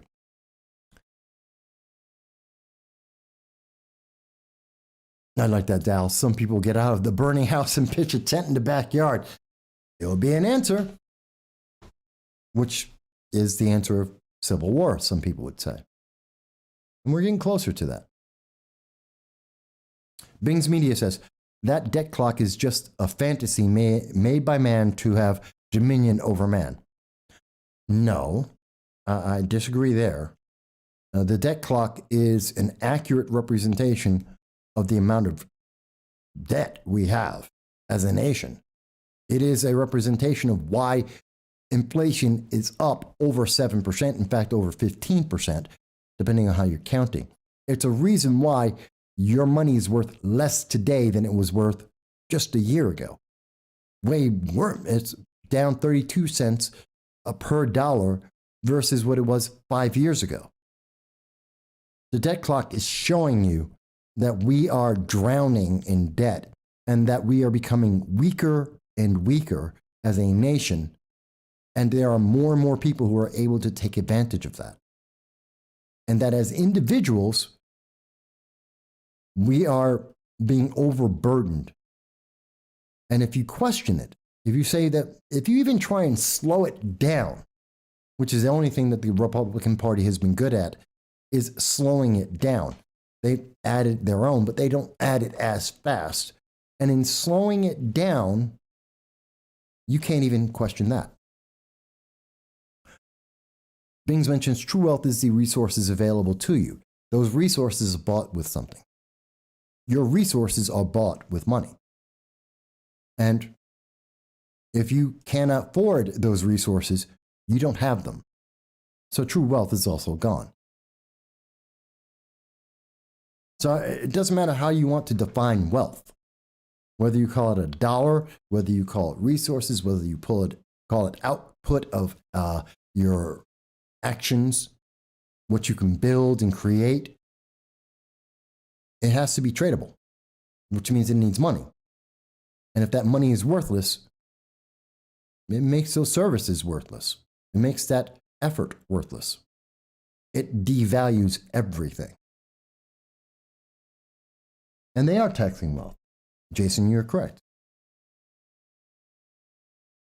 And the news media, just checking. And the news media doesn't want to tell you about it. The news media won't even be honest enough to tell you what happened. Because they won't even Who's the superhero that's going to speak against Joe Manchin? No. I want to know who's the real president of this country. Is it Joe Biden or Joe Manchin? I'm sorry, I interrupted. I don't think the vice president can hear you. It's Simone. And there it is. We have to wrap. They won't even be honest enough to tell you that they refuse to answer the questions, that they don't want you to hear answers, that they don't want you to know what's going on. They want you silent. Don't you dare ask a question. That was the response of the Biden administration. That's the response of the progressives. That's the response of the Democratic Socialists of America. And that's what we have to fight against. Because I guarantee you, the people who are paying attention to this happens to be Russia, happens to be China, it happens to be Iran, and they're taking advantage of this to your deficit. But we've been on for over 3 hours, and I do want to thank everybody for speaking with me. I know we're here and we're talking about these things. We will be here on December 26th. We will be here next Sunday, every Sunday at 2:30 p.m. Eastern Standard Time. And if we didn't mention it during the show, we're going to mention it again. Please like, share, and subscribe. If you have made it this far into the program, please like, share, and subscribe, especially subscribe. Help us to get to 1,000 people so we can get this out there and let more people know to have this conversation, whether you agree or disagree, to be able to engage with everyone from around the world. And there are people watching this in, I want you to know, there are people watching this in Sweden, in the United Kingdom, in France, in Germany, India, Canada. They're paying attention. This is a conversation for everyone. And I want you to be part of that. And I want to help others have this conversation as well, because no one else on the internet is more than willing to do this. And let's try and make it better. We can't make it better without having a conversation. We just can't. But I want to take this time, so I want to thank everybody. We've been doing it for 3 hours, 15 minutes. My voice is getting a little hoarse. But I look forward to seeing everyone right after Christmas. I want everyone to understand how that feels. I understand the weight of the holidays sometimes can feel down on you. And I want you to know, reach out. Doesn't matter who to. It could be your friend. It could be someone on Twitter. It could be your neighbor, someone at work. It could be one of these hotlines. Call them. Don't just suffer. Let them know. It's been difficult since 2020 with the lockdowns holding us all back, especially during the holidays. It makes us all feel that much more isolated. Don't feel isolated. You're not alone. You don't have to be alone. Reach out to people. Get outside the house. Go somewhere. Walk in the streets. Just walk down the block. Don't be terrified of the pandemic. Yes, you might get a cold. Yes, you may feel bad. It is overwhelmingly unlikely that you're going to die. Talk to your doctor. Call your doctor. Tell them that you're not feeling well. Tell them that you're feeling down, that you're feeling bad, that you're feeling like you might hurt yourself. Let people know. I don't want to lose anyone in my audience, now or in the future or in the past. I don't want to lose a single one of you because you didn't feel like you could speak to someone. And that's why we've had, for over 2 years now, that message on the very first thing you see on this show and every show. There's a suicide hotline. There's a domestic abuse hotline. We put more. There's only so many spaces. Veterans, everyone, reach out. Don't feel like you're alone. You're not. Don't feel like you're battling by yourself. You're not. There's more than enough love and compassion in this world, even with all the problems that we deal with all the time. Someone is there for you. Just reach out. And again, I hope everyone's going to have a great Christmas. I hope everyone will have cheer. I hope none of that will have to apply to anyone who watches this show now or in the future. And I look forward to seeing you all next Sunday, as well as we'll have at least 3 episodes throughout the week. And we look forward to hearing your thoughts about everything very soon. Thank you.